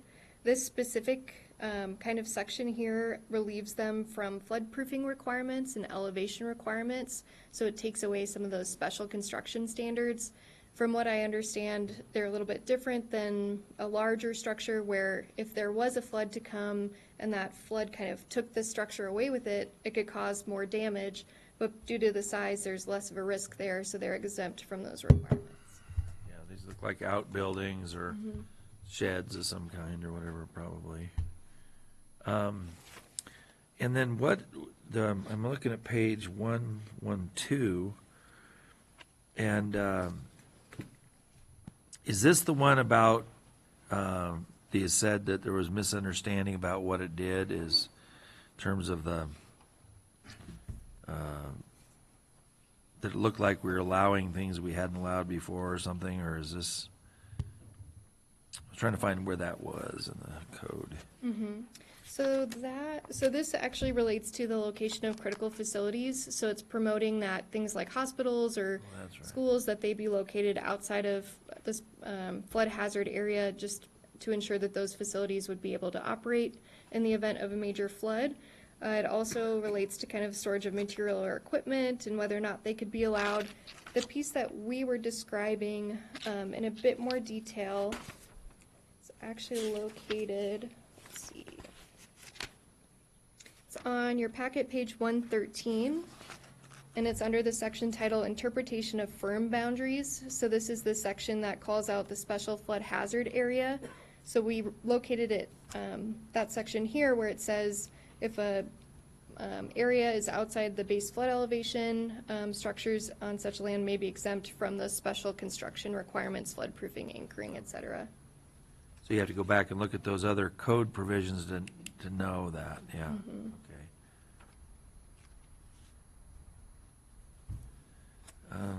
Let's see about any other questions. I saw the purpose thing. It's interesting that, is if I'm correct in understanding it, the floodplain was originally created for insurance purposes, but now it's kind of morphed into a place for wildlife and habitat. It's like the boundary, you don't have any other easy boundary, so you use that as a way to say, here's the river habitat line. Is that kind of correct? Exactly, Commissioner. It was a little bit unique when we established our Goal 5 program in the early 90s. We looked at different areas of the county that had resources that we wanted to protect, and the floodplain zone was named specifically just because of kind of the area that they were speaking to along inventoried rivers or streams like the Little Deschutes and the Deschutes River. They found that boundary kind of served as a general location of where sensitive species were. So it kind of intertwined the floodplain zone, even though it's typically just a flood hazard mitigation tool, into also this Goal 5 protection. In other places, is what you're saying, that the floodplain is really just a protection type thing. It's not a natural habitat boundary or. Yeah, Deschutes County is a bit unique in including the floodplain zone as a Goal 5 resource and protection. And then so if there is no one here today to testify, so we had the option of closing the testimony, oral testimony, written testimony, and discussing it now. Is that, so do you want to discuss whether we should do that, or? Sure. Yeah, I mean. Or do you have more, or do you have other questions, I guess, first? I don't have any other specific questions. I was just going to acknowledge that this is a fairly straightforward model set of updates that has been reviewed by Planning Commission. Public testimony has been received, and some slight edits have happened on it too. So the process is kind of mature. Yeah. Yeah, that's great. I guess I'd recommend we close both the oral and the written testimony and maybe deliberate. And if the ordinance here, can't we do even first, second readings today, or by title? If you did first and second, it would have to be by emergency. There's no need. Oh. There's an emergency clause, but if you did first, we'd bring it back in 2 weeks for second reading. Okay. It does not have an emergency clause, so it would be just first and second reading, or first reading today if you go that route. Okay. I was curious how you anchor a building, anchor a structure or manufactured home. They mentioned the over-the-top method on manufactured. Tie it to a tree. Put a rope over the top. Under us, you put the rope down. Obviously. So unfortunately, Mr. Anderson, Will Groves, our floodplain manager, would be the person who would be the best to provide that information. I think from our knowledge, it just requires specialty engineering. So we require for an application that involves anchoring for an engineer's report stating how they will anchor it. And he usually reviews almost every single one of those applications to ensure they're consistent. There could be different methods, but if it's engineered and proven that it's designed to do what it's supposed to do, that'd be a solution. You think we should research it further? No.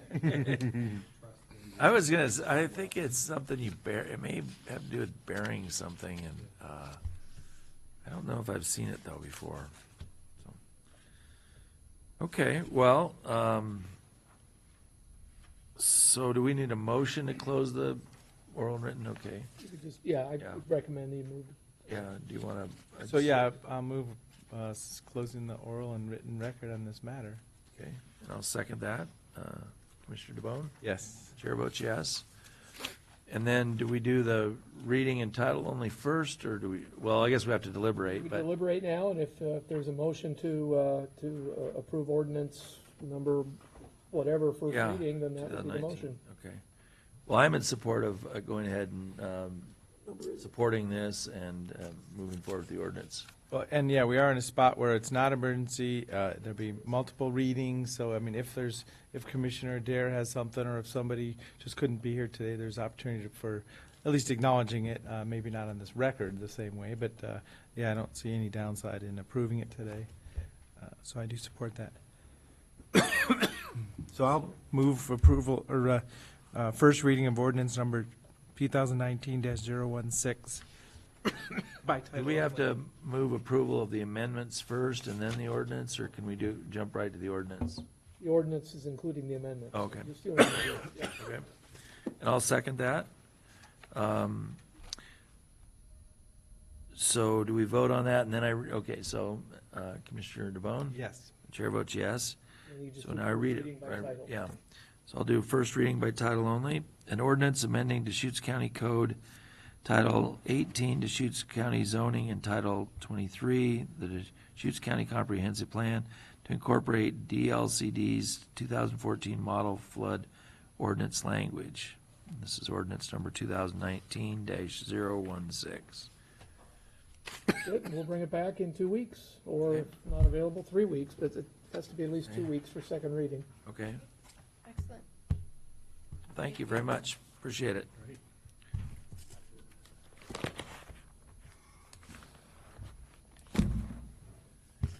So, all right, we're done with that. Any other items to discuss today? I had one, Tom, with regard to the two capital improvement projects, the parole and probation and the fair. What's the next? I was kind of thinking the parole and probation would come back to us in some way to have a discussion about what they're wanting to do a little more than what we had in the one work session, where they, talk about what they see as needs and why they need what they need. And so do you have a plan for that, or? Yeah, a couple things on home probation. Number one, they're gonna get better rendering floor plans estimates for the adjacent building as opposed to the second floor extension, so they'll keep working on that. They're also preparing since Commissioner Adair didn't have the benefit, previous discussion, sort of a background of how this evolved with the public safety campus master plan effort. And also, it'll dive into, as was brought up at the discussion last week, really the premise for this, the reasons why we're proposing this. What would be the justification for why we're remodeling it? Well, it's basically, it's for consolidating parole and probation staff in one location. In whatever configuration the board chooses to kind of direct this, assuming you agree with that premise, but it talks about, or it will talk about the fact that because of the growth, the population growth in our county and the expanded staff paid for by the state, reflecting that growth, that they outgrew their existing building, and now they're occupying a second building here in Bend in addition to staff in Redmond and LaPine, and how that's inefficient in terms of their management, their visitation of clients and so forth, and how it would optimally, it'd be best to have them in one spot where they can be more efficient in their operations and also have room to further expand as our population continues to grow, and presumably the number of offenders that they're supervising grows. I think for me, it'd be helpful if they came back with some kind of numbers on those kinds of things, where this is how many people they see a day, or, how many they supervise, and then how many they see in the offices, what they do in the office. I've been there several times when they're doesn't seem to be very many people there, so I wonder if they're all out in the field or, you know, how they work. I don't know much about their work habits, but, okay. So that'll be in a couple weeks or something, or? Likely, yeah, just depending on your schedule. And we're not going forward yet with the contractor until we revise this design some, okay. Makes sense. Then on Fair and Expo, what I heard, you can confirm if that's right or wrong, was that you needed time to look at the document that was provided to you this week. That I think Tony had asked for a one-on-one meeting with staff, which we're going to offer to all three of you to kind of dive at whatever depth and breadth you'd like to into the information that's there. Well, I know for me, after we've been through it all and kind of introduced to it all, there's what do we do to maintain and modernize facilities, and what's the scope of that? And then there's the additions and that's really part of a new kind of almost business model where we're going from an exhibit type, big halls and stuff, to conference hosting more. And so to me, the question is somewhat about the economics of that business and whether, they're different to me. Modernization and maintenance is a different thing, and so, so we'll have one-on-ones on that. That'd be good, and be able to get through that. The report had a lot in it, so. And there might be some follow-up to the report was a couple years ago. There might be, I know Commissioner Dare mentioned maybe wanting to get some updates on some of the information, and we'd have to talk about what that is. I'm not sure, but do you So have any other direction? the reality was the concept of the capital investment in the fairgrounds is basically a, budget choice at this level. I guess I always assumed that there'd be, added revenue maybe associated with debt payments, but that wasn't even really proposed as much. And that's part of the package possibly. But it's really kind of figuring out, okay, are we buying the capital improvements from, there's transient room tax and other general fund resources, or, just where's the money coming from and what's the commitment? Because the start of the facility was the bond of the people. Okay. Just FYI, I've also asked Greg Munn to prepare a report for you all that, since you're looking at multiple potential capital projects right now, that I list those and some possible costs associated with those projects, which would include in addition to those two, the courthouse work, the projects associated with it, potentially a new presence in North County on one side, and on the other side, what your options are, how much cash we have on hand in various funds, what the financing market looks like, whether that's an internal loan, a bank loan, a bond, and what the various means of paying that debt service would be across the various projects. It's not predicting anything, it's just giving you sort of the context, the pieces that we have to work with should you choose to move any of these forward. These are your options in terms of paying for it. So that'll come back in likely a couple weeks as well. Okay. And I think, one thing I think that with the new model at the fairgrounds would be, like when we talked about it, and maybe this is what we do in the one-on-ones, but the concept of new revenues, and I was actually kind of surprised that there was not more new revenues projected. But on the other hand, I don't even know how likely these are, so it's kind of like, but my concern is spending that kind of money and only making $100,000 a year or something. If you just put, $5 million in the bank, you'd make 100,000. So it doesn't. So that's the whole.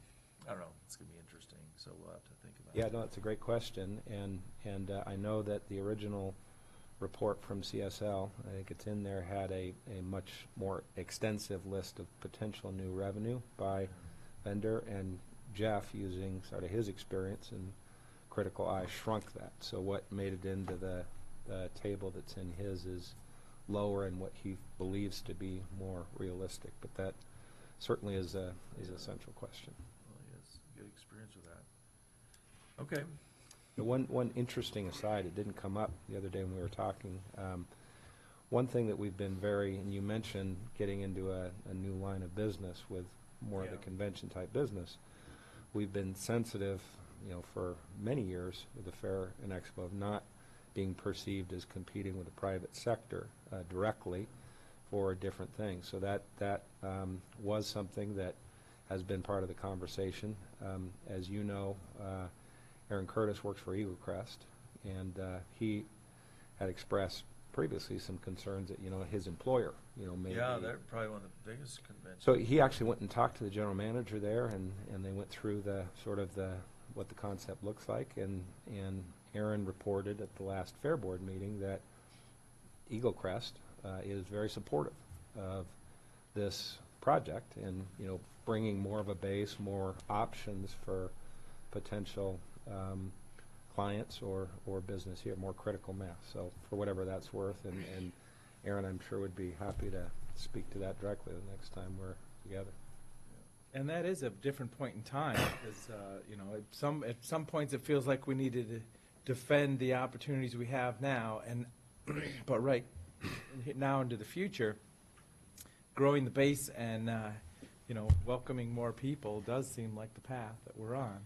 What it may be a Growing the base. reflection of the Yeah. prosperity we're in Yeah. right now, that everybody's real busy, and if it shrinks up, I wonder if they'll be as, as excited about having it, and I think the other one was, the River House is always, but that was locally owned, and now it has a different model than it used to, but, that'll be interesting to see if we have any other input from anybody.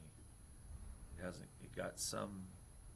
hasn't gotten any press yet, unless it was in the paper today, but, what's that? I haven't seen it. Yeah, it was in the TV that night.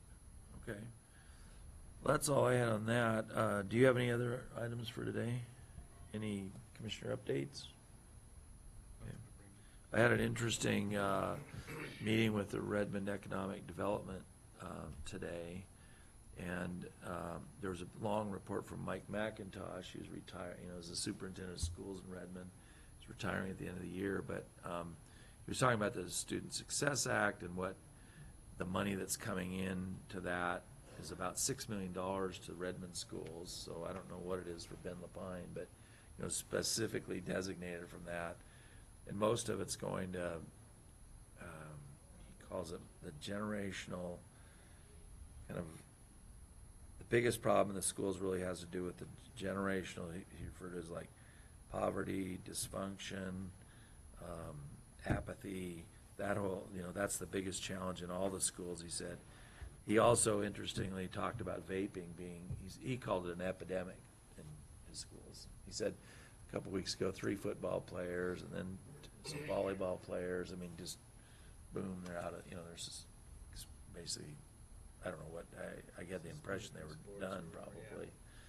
But after our conversation last week whenever it was when we got our report, maybe it was this week, but about vaping going up, he reflected what we'd heard, basically, that it's a very serious problem with, he says, kids are getting it, products even from their parents now, so that we're worried about licensing the stores.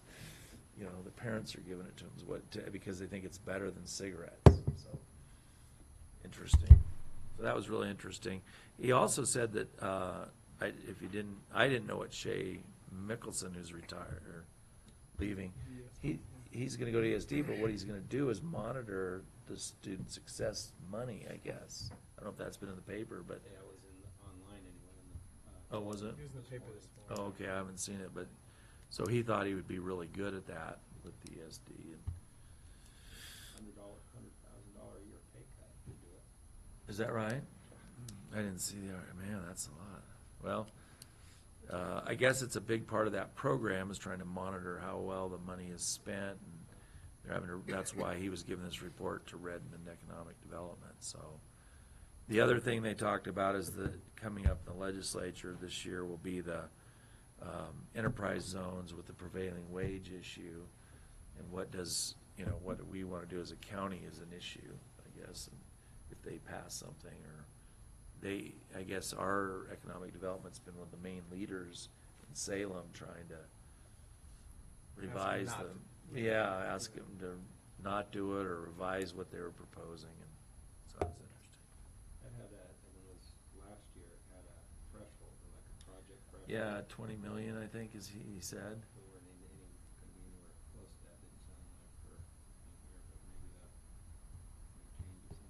Yeah, well, and then the other was that instead of prevailing wage, 90% of prevailing wage is what he said, but they're on a campaign to try to convince the supporters of that legislation that, well, even if it doesn't say prevailing wage, they're paying really good money, and they're not getting people from out of the state, which was, I guess, a big concern with these big employers like Facebook. Almost all of them are coming from in the state, so it was just interesting meeting, so. Anything else? No. Okay. Anything? No executive sessions, or? Okay, well, then we'll adjourn today's meeting, and thank you.